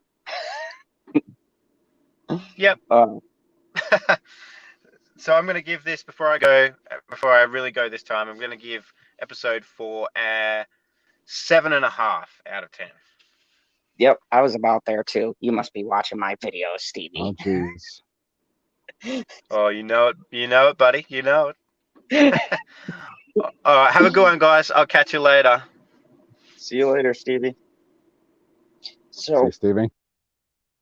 So, down to the original founding members, Game of Thorns. What were you going to call this one? We got to come up with a witty title for these episodes we're going to do. The Mando Talks. Oh my YOLO gosh, Live. that's not good. That was YOLO bad. Live. I mean, So they're getting better, but not very much. Maybe we'll come up with it when we're not talking about the show, probably. yeah, that's how Game of Thorns happened. So fourth episode. PB, what was some of your nitpicks on it, and then would you go for a rating? Rating, I would probably go with a 7. Oh, 'Cause it very definitely isn't as good as episode 3. I do like that they brought in a big piece of machinery. I was wondering if they were going to do that at any point in the series, if they're going to bring in ATST, AT-AT, any of the bigger ships or anything, because we haven't seen any big ships yet. Like, we have yet to see any type of dogfight or space battle or something along those lines. So it was nice to see that little bit of extra CGI. But then yeah, the way that it played out at the end with the trap being in the water, I was like, what do you mean trap in the water? Like, an ATST can walk in water, even if it's deep, and then it just yeah, tips over. It was very the yeah, plan for the trap seemed a little lazy. yeah. I thought the better way would have, and if they wanted to kind of, you know, You gotta harken trip back it, to a Star Wars moment, or yeah, yeah, trip it. you gotta smash it with trees. Exactly. And you know what? In that forest, I kept on expecting them to be like the Mandalorian going, "Yeah, I remember this group of people taking him out this way, right?" And he creates the little tree Yeah, I trap. was totally expecting them to be like, oh, well, we don't have anything this size, so what can we harvest? What do we got around here? I was like, well, you're in the woods. And I thought for sure that either him or her, either one of them, like, they both have heard the stories of things that had happened during the Galactic Civil War. So I would think they would have heard one or two stories that came off of Endor. Maybe not, though, I guess. It's a big, big galaxy out there. So, yeah, I was expecting a callback because there's been a handful of callbacks in the show. Yeah, that would be one I would think that they would more call back to that moment in Star Wars. And the even one thing if I do even agree, if you don't use it, because you can say, well, I thought, this is how the this is how teddy bears take out ATSTs. Can you guys do what teddy bears did? They'll be like, no, man, we don't have the chewing capabilities that teddy bears do to be able to chop down trees. I assume that Ewoks take down trees the same way beavers do. So they can't be taking them down real rapidly because they're just humans and they don't have axes all over the place. They're simple shrimp farmers. or krill farmers or whatever the fuck they said. Blue fucking shrimp. I was like, oh, delicious. They couldn't take it down. And I was like, oh, so you could call back to it and then say, oh, well, we don't have the time or ability to set something like that up with the manpower we have, and then come up with something else. Like, you can still use the callback as that little nod, that little Easter egg to be like, oh, I see what you did there. So he has heard stories. He does know what's going on. Yeah, and them being at Or least him vice being versa. worldly. Now we know for a fact that he doesn't know about Endor. Like, now, if in the future he does know about stuff that happened on Endor, but doesn't know that, that will be a problem. You know No, what I I'm think saying? yeah, I think that they're doing it like a separate thing, and that's another thing I want to talk about too. The callbacks are they're subtle and not in our face, and I appreciate the way that they've done and handled calling back to the originals. I mean, 90% of them have been done really well. What do you think about how they're doing the callbacks, being that we're on that now I with think the they've been Jawas and all that? I think they've been doing them really well. I You know, think Jon Favreau has the appropriate mindset for the callbacks. Like, he knows how to space them out. You can't be putting them in every single scene, because then it just turns into a do you remember when fucking TV show, and that'll get really boring. Like, exactly. hey, do you remember when this happened? Hey, do you remember when this happened? Hey, do you remember when this happened? It's like, fuck yeah, I watched all the movies. I remember when all of it happened. Yeah, what's happening now? And you know what? Just a comment I love because I've seen Mark F just lighten the comments up with a hole. He's like, how deep does the hole have to be? And Bear Perp and Mats, I see you there in the chat. We're just doing a kind of a Game of Thorns thing.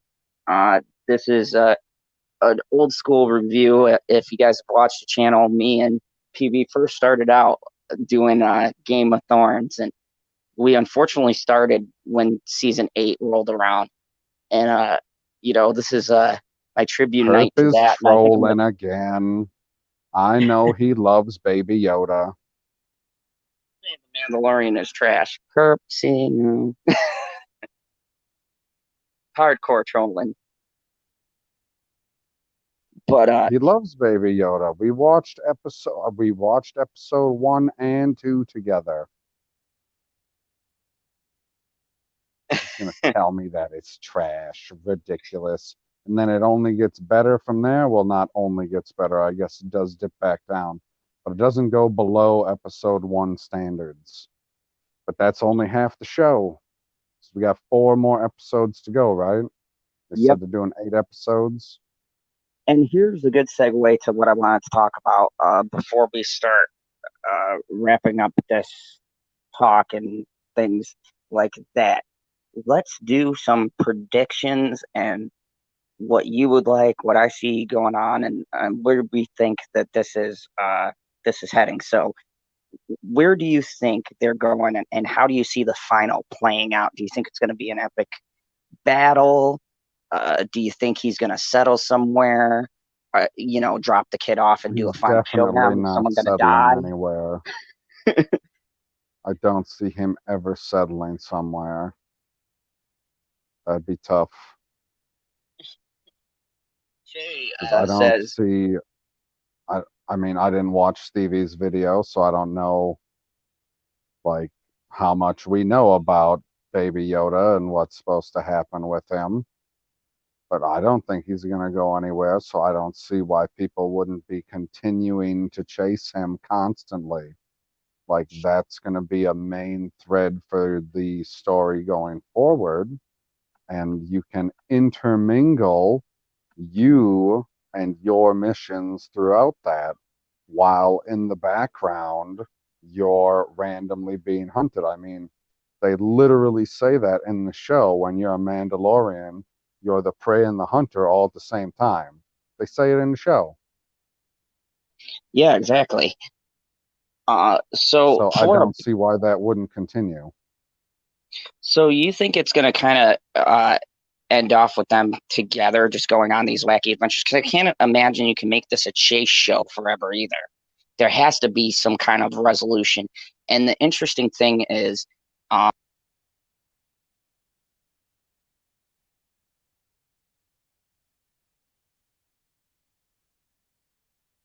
Interesting thing is what?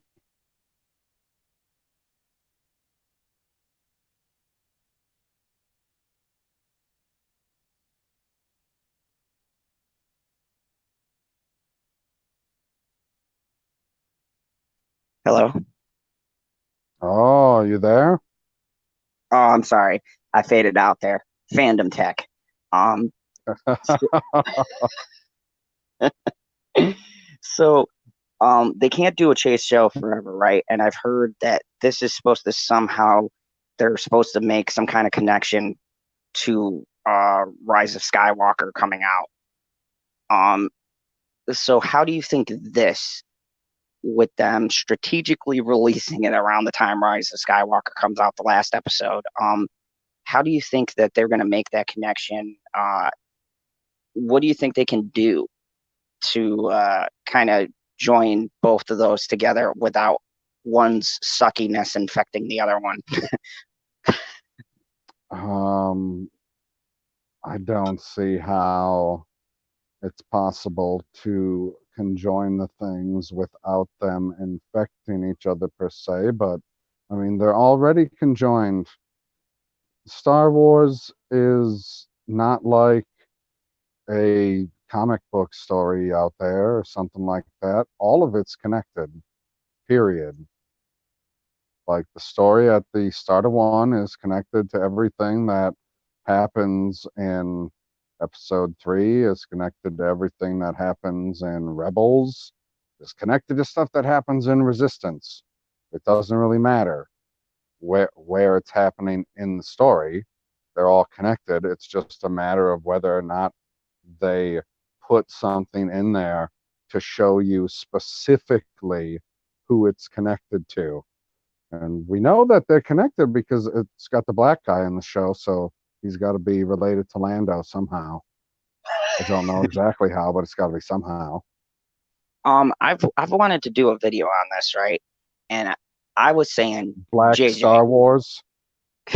no, no, I'll let Perp do that video. I was gonna say, JJ, if you want to make a fix for your Rise of Skywalker, which is gonna be a pretty big fix, why not just have Baby Yoda somehow come into Rise of Skywalker? I Because mean, at that's this what I'm point, saying is nobody is going to go initially to see the Rise of Skywalker because of something that they saw in the Mandalorian, because it's going to have been a secret. Like, they're not marketing it like that at all, period.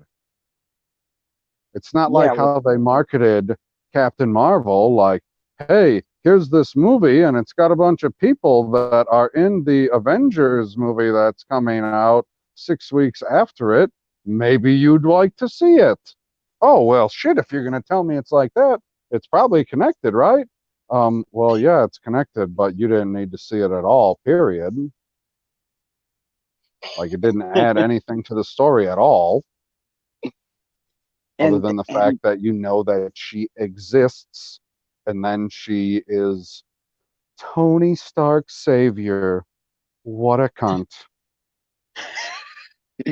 and here's the other thing too. You can even put Gina in there, right? Have her pop up in Rise of Skywalker, be like, "Oh yeah, I was just with this Mandalorian." She drops something in there. She's in the cantina. It just makes a reference to the Mandalorian. I don't know. Right, I mean, I'm it's the gonna. same way with taking what's his face from the Clone Wars and saying that he's the stormtrooper that's in Return of the Jedi. Or not the Oh yeah. stormtrooper, the rebel trooper. Yep.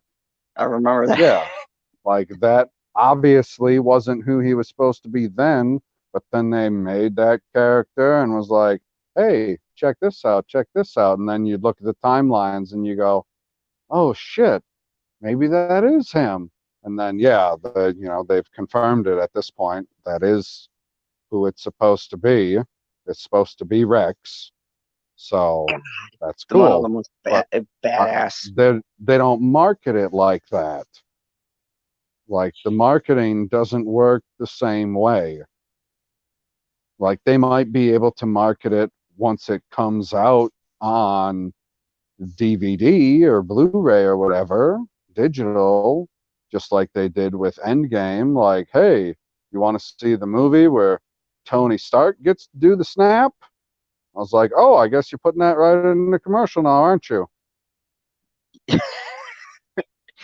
Yeah, and here's the thing we talk about all the time. I don't know who does the marketing over for the Star Wars end, but they are by far the worst at their job ever. When you look at Marvel's marketing compared to how Star Wars markets itself now, it's just night and day because I feel like they will capitalize on any little link or connection to get a fan to be like, oh my God. And the show will have nothing to do with it, but they'll be like, oh my God, it has something to do with Avengers. Gotta watch it. They've got No, good marketing. no, the Mandalorian is connected to Avengers Endgame. Did you not know that?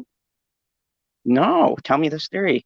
I did not know Oh, that. totally, 100%. Okay, so you know what the post-credit scene is in Avengers Endgame originally before they just took the first scene of Spider-Man and put it at the end of it, right? Yes, because I've watched that 50 billion times cleaning Okay. the theater.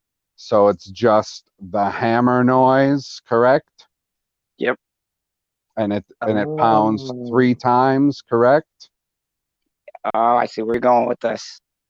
Okay, so when the Mandalorian shows up, the first episode at the place where the chick is making the armor, how many times does she pound on that Mandalorian armor at the very beginning? 3 times. 3 times. I was like, oh shit, man, that was the end-to-end game. Boom, connected. So this is the game plan. They just said, fuck it. And we've got Kevin coming over to Star Wars. Exactly. Kevin is the connection. Kevin Feige. So we're gonna have we might see Iron Man in the Mandalorian. He didn't die.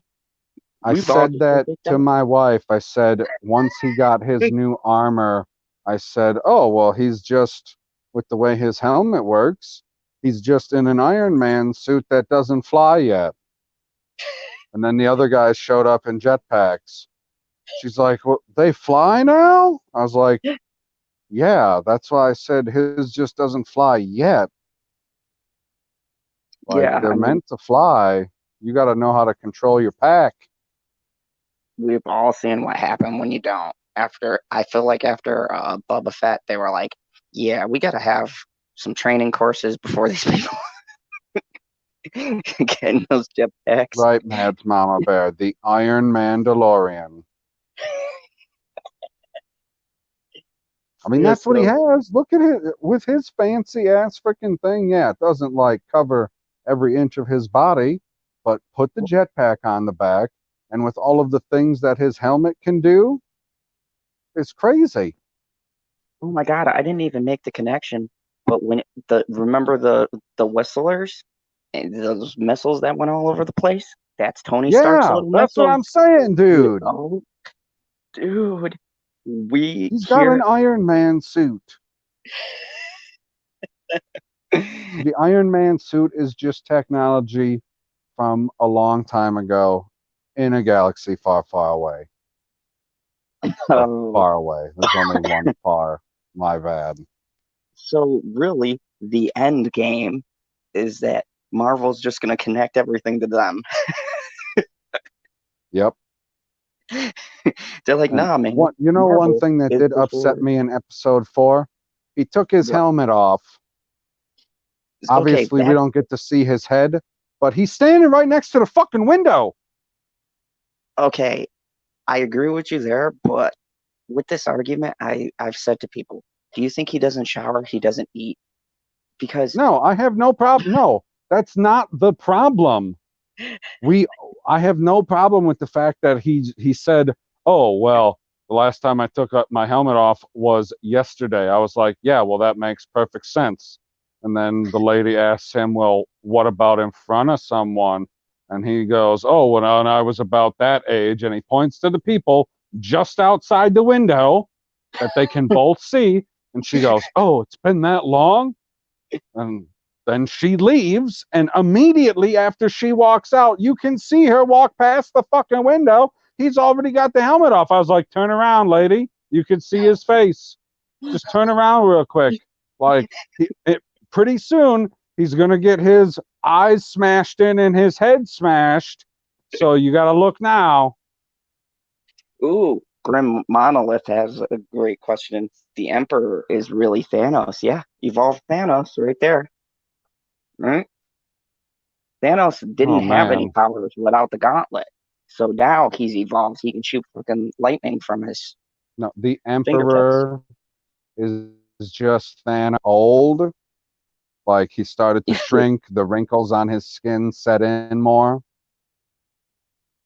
He Yeah, I mean, started to he still has that lose that grayish hue. skin. He couldn't be as purple as he wanted to be. They didn't pull a Michael Jackson here. He just said, I'm going with the lightish hue. Yeah, there it is, people. We've done it here in the fandom zone. Marvel and But Star I Wars mean, is I'll go connected. back to something that Trey Courtney said earlier. He said he wanted a bounty hunter show, not Big Daddy in space. It would be nice to see more of the bounty hunting that you get in the very first episode for what, 5 minutes? Like, he shows up, he whoops a little ass, and he collects a bounty. It takes 5 minutes of Yep, showtime, and that's it.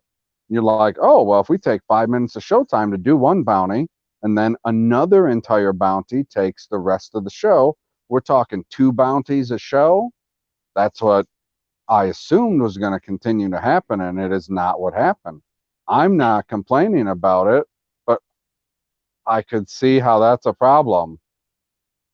And I would yeah, like to see more bounty hunting, and I'm not sure how much of it we're going to see anymore because of how the relationship has evolved between him and the Bounty Hunters Guild. I don't think he's going to be going on a whole lot more bounty hunting missions. but here's the thing that's interesting though. They still address the fact that he needs money or a place to stay, right? So he Oh essentially no, does do yeah, a bounty. he's still going to be going out and like doing some freelance stuff, but it's not going to be like official bounty hunting. You have the option of going to meet with somebody at the level of a Darth Vader to collect a bounty from. Now, wouldn't that be interesting though? Working for a shady person to see a moral conflict he may have, like, hey, I'm hiding this kid and I need money, and I gotta do this thing for like a shady, let's say Jabba the Hutt kind of organization, right? Because you can't deal with anyone who would be connected with the Empire. So let's say he goes to the fringes of the galaxy, right? And then that would set up for good moral conflicts because clearly his character has made a shift in episode 3. So then that could set up for good dilemmas like, Wait, made okay, a what kind shift of from bounties what? does he want to take? You know? Made a shift from what? He's the only person out there that he knows of that's going to protect this kid. Like, he's always been pro kid from the very first episode before he even gets Yoda, because he collects that first bounty on Fish Face. I don't know what the hell that guy's race or I just call them species Bob. is supposed to be. Yeah. So he turns that guy in, or turns in all of the ones that he had collected up to that point. It's like 4 or 5 people in the ship that he's got frozen. And then he says to take whatever extra for the foundlings, which I assume are children that are similar to him, that are essentially orphan kids, Exactly. right? And yeah, and this brings up the thing of So if he's they're going to all about bring, the kids, like kids are the future. don't eat the babies. So Teach them and they will know something something. I don't know how that fucking song or phrase is supposed to go. I really don't care. Some kids are dumb as fuck. so I mean, you know, Hello, Miss Sarcastic Nerd. I see she yeah, did not say hello to me. The fuck? I'm not a I like Kryptonian. that. But so this could set up this could be depending on how John plays this, where I see that Dave Filoni's supposed to direct like the sixth episode or something like that. So I want to see like if they're going to play up more of because clearly he doesn't have a moral dilemma with older people, right? We saw that with Bob and the rest of his bounties. So would he still have a problem going on a bounty hunter mission to collect money in the effort to keep him and YOLO safe, right? So he's still got to make money. He's still got to get lodgings and stuff like that. So I think it'd be interesting to see him do actual bounties on, you know, the people because nothing says he can't do that, right? He still doesn't have a problem with killing people. So I mean, Right, he just but he won't kill ain't the killing kids. kids. Exactly. He's not gonna pull Game of He will Thrones. raise you until you're an adult and then he will kill you. Exactly. So I think that Hello, I, Thomas. hello Thomas. Hello Ancient One. Good to see you. Um I think Hello, that Ancient One. I think that it would be intriguing to see if he still goes on those missions or whether or not he's now affected by how the child perceives him, right? Because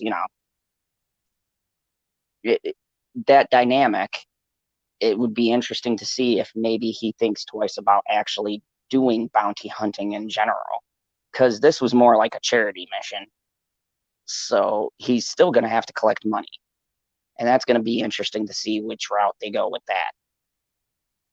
And I agree, Well, he he should doesn't do he doesn't bounties. necessarily have to collect money. He just has to collect whatever goods he needs to either get to the next planet or get whatever fuel or food he needs to survive. You And don't necessarily need money.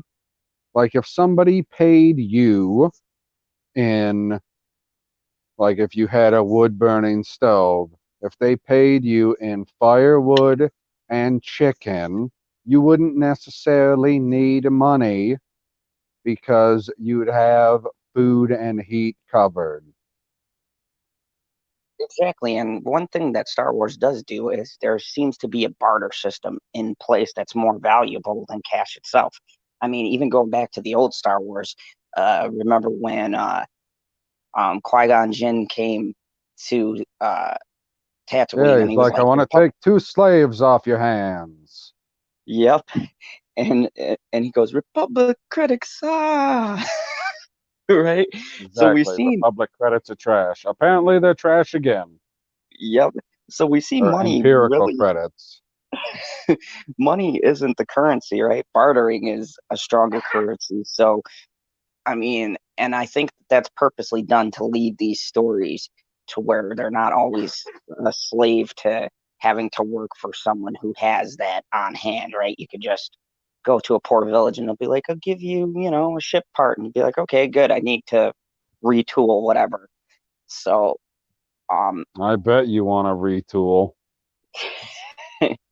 that's for later. But anyways, so PB, I guess the bigger question here is where do we see the end game for this? Like, can they keep this format up and still keep us intrigued?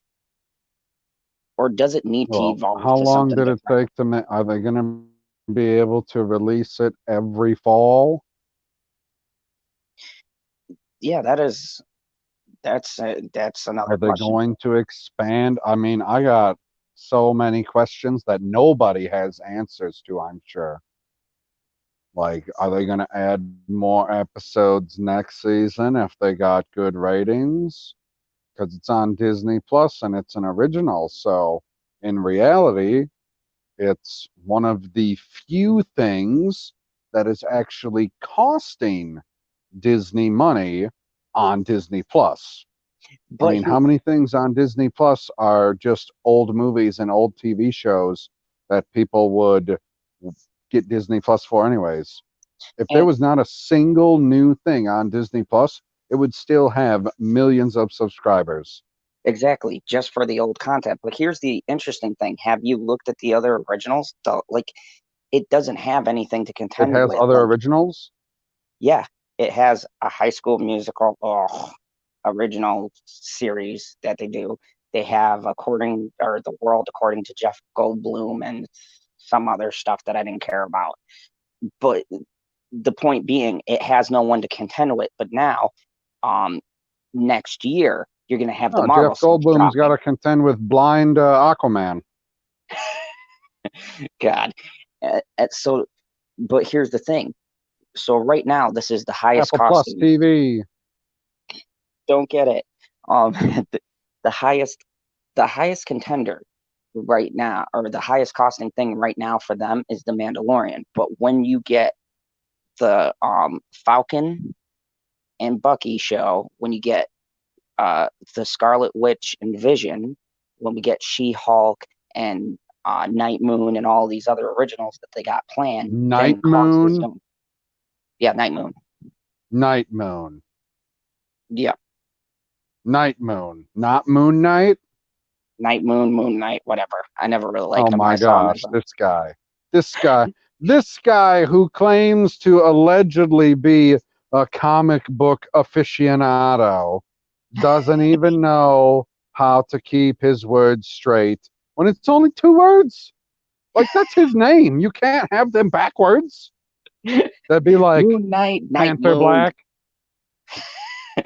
Don't even get me started on that.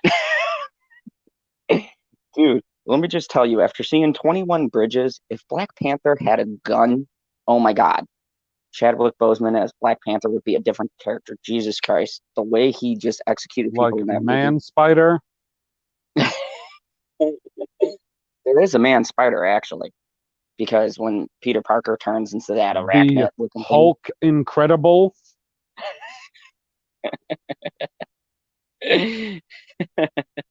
Rogue. Okay, maybe that one doesn't work. No, that one definitely doesn't work.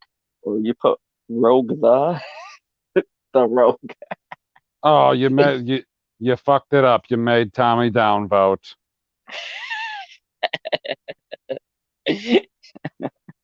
You know it's bad when the moderator can't even give you a thumbs up. Yes, Oh, man bat, man super, but I mean, man aqua, wham sleep and back. wonder, lantern green, Oh, borg America Cat sigh. then. But I mean, the point being, right now, this is the only show costing them money pretty much that I can see on their lineup. So when you get other ones that is costing Disney money, then I think they're going to go higher on ratings, which means The Mandalorian being the flagship show, it's got to set some kind of pace But so will that, it continue to be the flagship show once they have Marvel shows on? exactly. That's the biggest question. Because Like, I'm not so sure, because I do find it strange that a TV show, most of the people that I would talk to or listen to or would care about their opinion about something are talking about how a TV show is comparable to the movies being produced by the particular IP being Lucasfilm, saying that The Mandalorian is as good a quality as The Last Jedi. And story-wise, it's better. CGI-wise, for what they've shown, it's not any worse. Like the ATST, it don't look bad. It does not look worse than when BB-8 is driving the ATST. Oh, God, yeah. Like, you can make the ATSTs look fake. Like, they can definitely look fake from time to time, especially in the old movies because they're old. But when you're comparing new to new, it should, look on par. And it does. So, are they gonna? I haven't heard anybody say that these Marvel shows are on the same level as Avengers movies. Yeah, that's the other thing. And here's the weird thing. Marvel's releasing I've quite heard a people few of saying them. that they're at the same level as like the Netflix shows. Which, if And, you compare you've watched all of the Netflix shows that were Marvel. yep, Compare that to the Mandalorian, like not even on the production same, value wise. not even on the same level. I mean, very street level, gritty. Like, man, the CGI I would have to say would be like the explosions and whatnot, but hardly no CGI in those. So, I mean, it's like apples and oranges. And if they're taking that philosophy to these shows, but then again, you're doing Vision and the Scar. I call her Scarlet Witch, but Wanda or whatever. Right. So, I mean, you got to figure there's got to be CGI in that. I mean, Vision, like that Right. character was CGI, so there's got to be CGI. The question is, how much is the Marvel end investing in their shows? Because, like you said, if it's two separate entities, are they doing end game level CGI or are they doing Right. Because television level there are CGI? some things in Agents of Shield, CGI wise, that have looked real good. There are some Oh, things CGI wise that have looked real bad. I disagree with everyone. I think they did Ghost Rider very well in Agents of Shield. That was probably my favorite season. Oh, I wouldn't say that they did Ghost Rider bad. He's not on the bad side of the CGI. So, I No. mean, if you're talking that kind of CGI, but now they have the budget and they're not constrained by the network, if Disney Plus says, okay, you got carte blanche as long as it's coming out of your end, right? And then they do Are, something comparable, are you Mandalorian could reading happen. all of these names in the chat, guy? Yeah, Have you read all these? I am. Yes, I have Mouse Danger, Duck Darkwing, Bob Sponge, Zod Rider General. Ghost, Flash the, Lightning Black,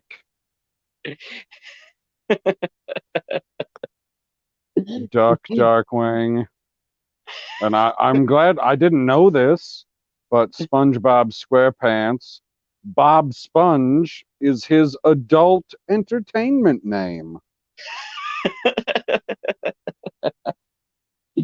Yeah, we have such a lively chat. It's great. I love it. But so I mean, what do you think, PB? Do you think that when Marvel drops its slate, do you think that the Lucas end is going to, based upon, we can call this show successful, so based upon the fact that people are liking this, right? Do you think that they'll spur for more? Because we know Obi-Wan is coming, but they haven't announced anything, and Marvel's announced like 4 shows that they're bringing. Right, And the only other one we've gotten from Star Wars is the Obi-Wan Kenobi show coming, confirmed. right. And just for Ewan, they're pulling out big money because let's be real, that's like he's a movie star level No, he actor. better Like, be getting $1 million per episode minimum. yeah, I mean, I know for Fargo he got paid pretty handsomely for that third season because I mean, he was just tremendous, and was up for awards and things for that for his part in that show. So, I mean, it's good to see they're investing money. That's never been their issue. It's the quality of the show and whether or not it can sustain. I think John's a good enough writer not to write himself into a corner this early in the game. But the question is, can the show sustain? And I mean, the other question is too, Well, as the long as they Obi-Wan keep Kenobi Baby show. Yoda alive, they'll be fine. And I mean, here's the other thing too. Connective universes. How cool would it be to connect the Mandalorian with Obi-Wan? Now you have a way to sustain two shows. You can even highly market that and do a crossover, right? Because it's not out of the realm of possibilities for those two For to cross Obi-Wan paths. and the Mandalorian to be connected? Yeah. Well, I mean, if he was a child when the Empire showed up, that would be right at the end of the Republic. So they totally could cross over. His show is supposed to take place right before Yeah, I mean, episode 4 starts. there is possibilities to connect those two, and then who knows, they could do spin-offs and do a connective thing and kind of try to do what Marvel Netflix did, but do it a little bit better and connect the different shows to pull the interest in. Netflix just connected their shows to themselves. It was never connected to the movies. That was a lie. Kevin lied. No, I don't. I watched those shows several times, and yeah, there was no connection to the movie whatsoever. Even It was the not Agents showrunners of said it. S.H.I.E.L.D. But I mean, Like, you can tell Agents of S.H.I.E.L.D. was connected. They literally say that Thanos is attacking Earth. oh yeah, and there was the 1.2 where, remember at the end of Civil War when Hydra had pretty much decimated Shield, Yep, the and they had to Captain restructure. America Civil War part. Lady Sif shows up. I mean, there's lots of connections. Whereas, oh, the Netflix shows are connected to Avengers the same way that The Gifted was connected to X-Men, when they just keep on saying, "Oh, remember that date in the past when the event happened?" Yeah, Fucking assholes. I was so pissed about that too because I was like, just go to Wolverine's grave at the very least and Just be do like, yeah, something. I Do remember fucking Logan. something so I know where we stand, you pricks. Oh, the show's canceled now? Well, I just wasted 2 fucking seasons, you assholes. Yeah, I was so pissed about that. I watched that show like every week, and I was like, don't cancel, don't fuck. And I was like, yeah, as soon as, the buyout, merger, whatever you want to call it, happened, I was like, yeah, all of these X-Men shows are getting the axe. Yep. And But they I did. mean, But yeah, I think they can definitely sustain what they've started so far this season. I don't see any reason why they wouldn't be able to, especially with the different people that we've seen been put in charge already. So it's not like it's just been one person that's done it and now it's going to be somebody else. Like, hey, we had Dave do the first half of the season and then we're going to have John do the second half. Like, they didn't do it that way at all. They've spread it out, and I think it's been a different director for every episode so far. yeah, I looked it up. That like Stevie was saying, that one writer did episode 3, the absolutely brilliant one, show, whatever. And then Dave's doing episode 6. John's doing the last 2, so he's doing he did the first one. Okay. So Yeah, they already have the what I don't want to say the word diversity, but I guess I have to. They've used all of the diversity that they've hired, so we know the heights that it's going to go to and the lows that it's going to dip down to. So if we've already hit all of the lows, I think that we got a pretty good end of a season coming for us. Yeah, and I gotta be honest with you. I'm looking forward to doing these Monday breakdowns. I'm thinking of making this like a thing every Monday because I eventually want to do a Michael K. Surprisingly, a lot of people have asked about that, so I might do a Michael K. shelling when I could put it together. Because right now, just the way my setup is, I can't screen share, so I have to coordinate that. But I would like to do that, but I really want to cover this like I would have loved to cover Game of Thrones, right? At least we could be happy and not rage quit and have to take 5. And Well, not yet. There's still time. We never know. You never know. The second half of the season could be absolute fucking trash and start destroying characters that we've loved for years. yeah, it's Disney. It's always that. It's always that you're waiting for that. But overall, I think this is good, and I'm glad. I'm I very think confident. I have faith in Jon Favreau. so. Let's end on this.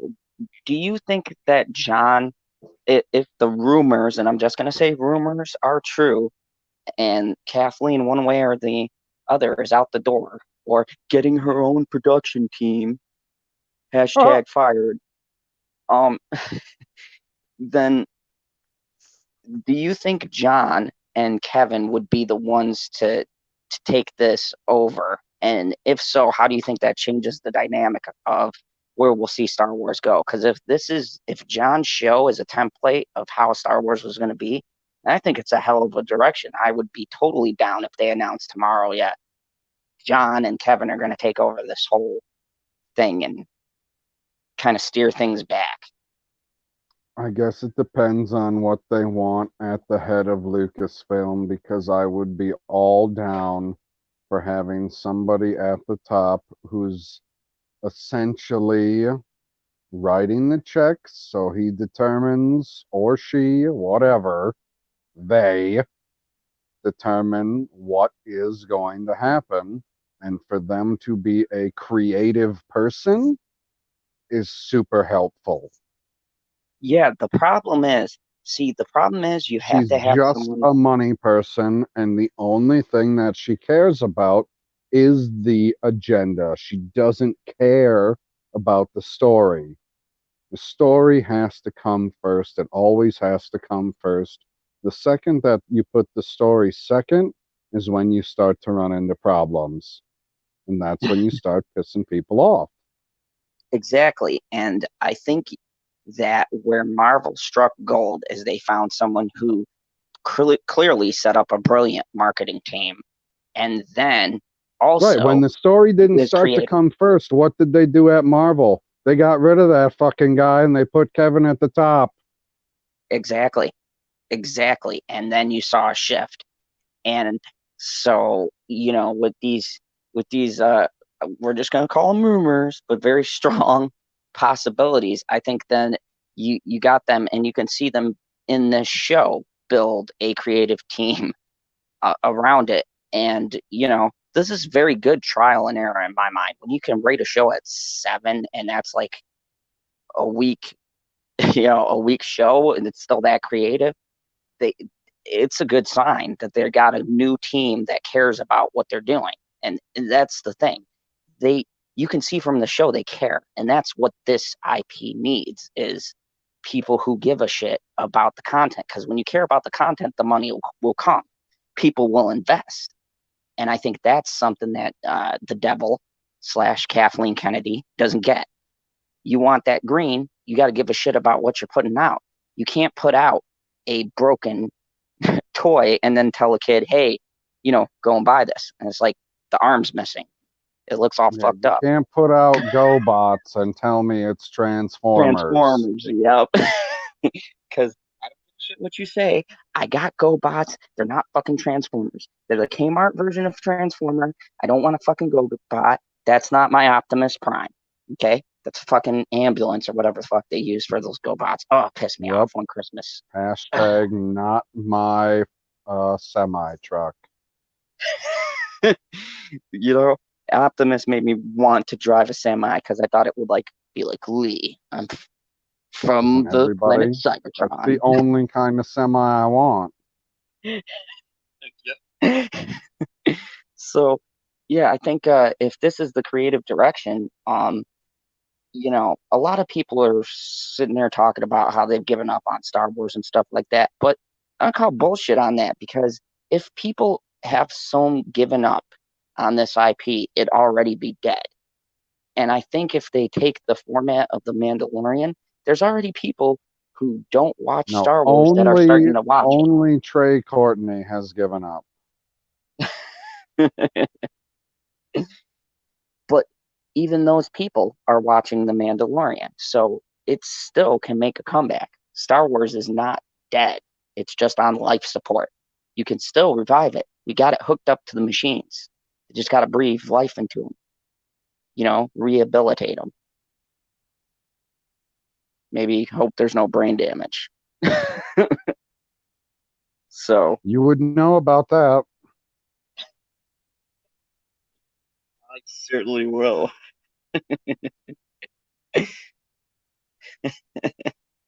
So, any final You get thoughts that we you want get to? brain damage when you get your neck snapped. Yeah, come on, people. You saw that twice. Well, the first time I got thrown on a pit. The second time, they just said, fuck it, we're snapping his neck, so there's no mystery whether or not he lived. Bastards. But Smart. any final thoughts and things before we start winding down and doing our goodbyes?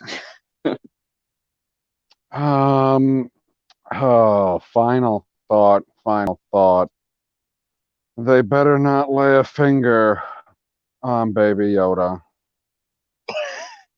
So you're not with Ryan Kennel and the killing of Yoda. Ryan Kennel's got issues. I was watching. Hmm. I don't. Is it an EU thing? Like, It's I an don't EU thing. understand. People who like the EU got a problem with Baby Yoda because it like dispels stuff about Yoda, yada yada yada, blah blah blah. Read a book. Read a book. I was like, your books wouldn't exist without movies. So suck on that. Oh, did we miss something from the ancient one? I I don't know. I didn't. probably missed something a lot of times.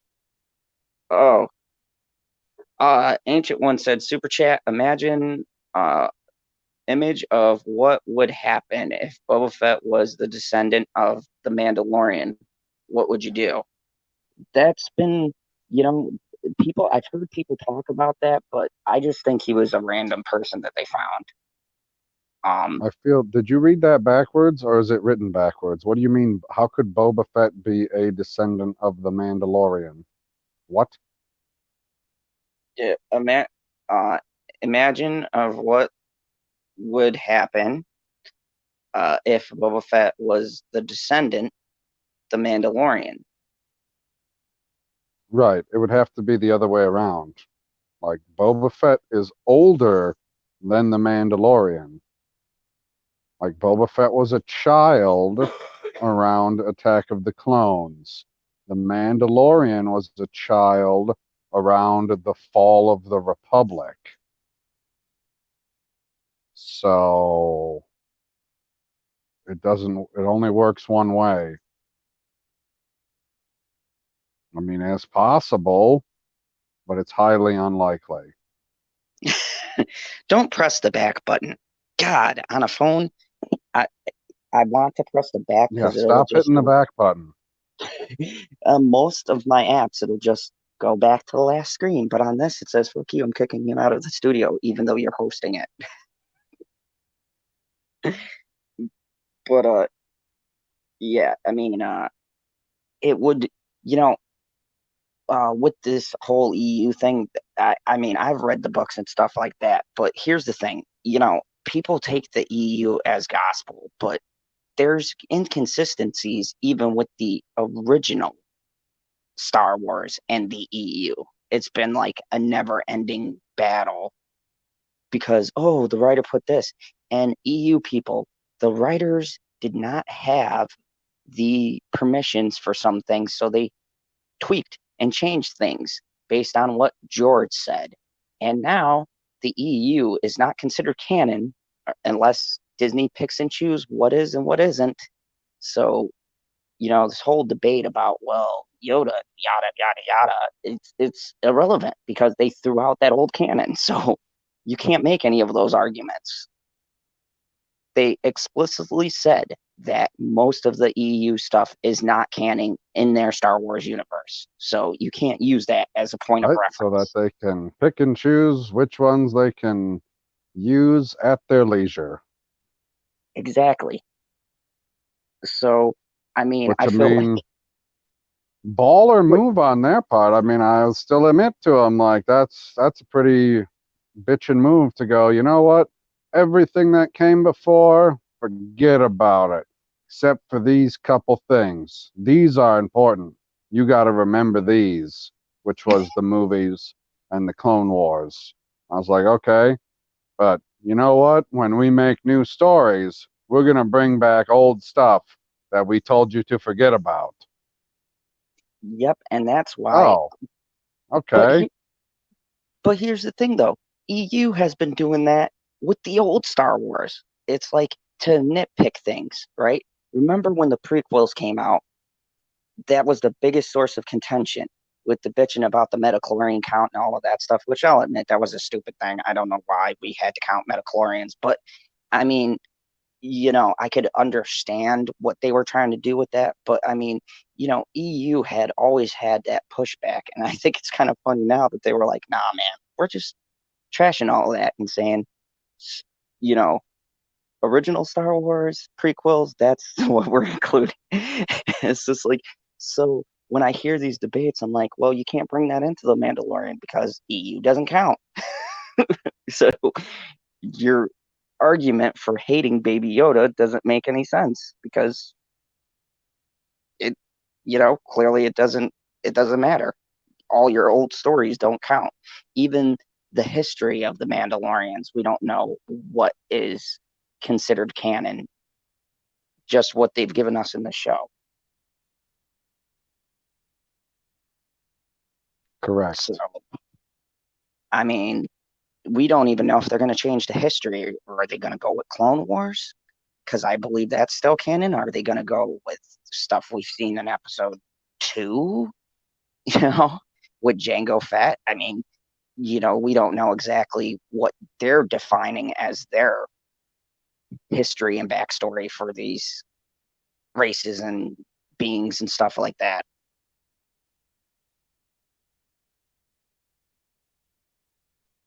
I have no idea. They, whenever they run out of source material, right? Then they, pick something from the EU, which doesn't exist because they don't have any source material. Geniuses. But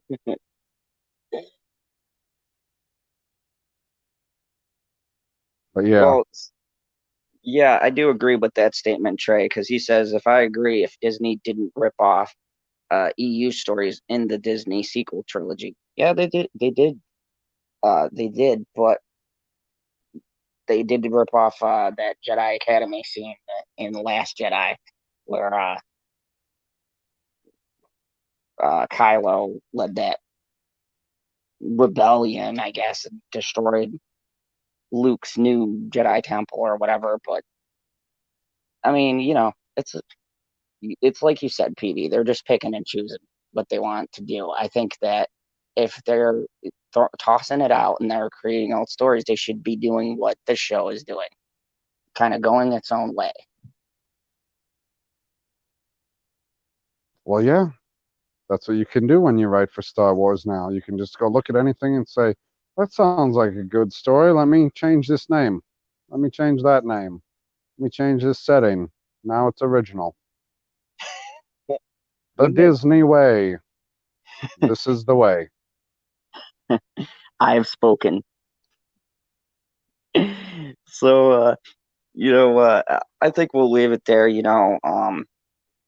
Start to wind things down. Phoebe, you got anything new coming? Anything to sort of promote? And Oh, anything new coming? Who knows? Like, there'll probably be a high console highlight soon. Definitely more reviews from the Arrowverse. I need to get back on top of those. yeah, But that's been really good. I'm a big Arrow. fan of procrastination. It's one of my pastimes. You and me both, man. I've been busy with life. And so Ancient One doesn't think I forgot him. The first super chat. The moment Nintendo realizes Boba Fett and Seamus Aaron, I believe I said that right, are the same. Same as And thank you, are the same.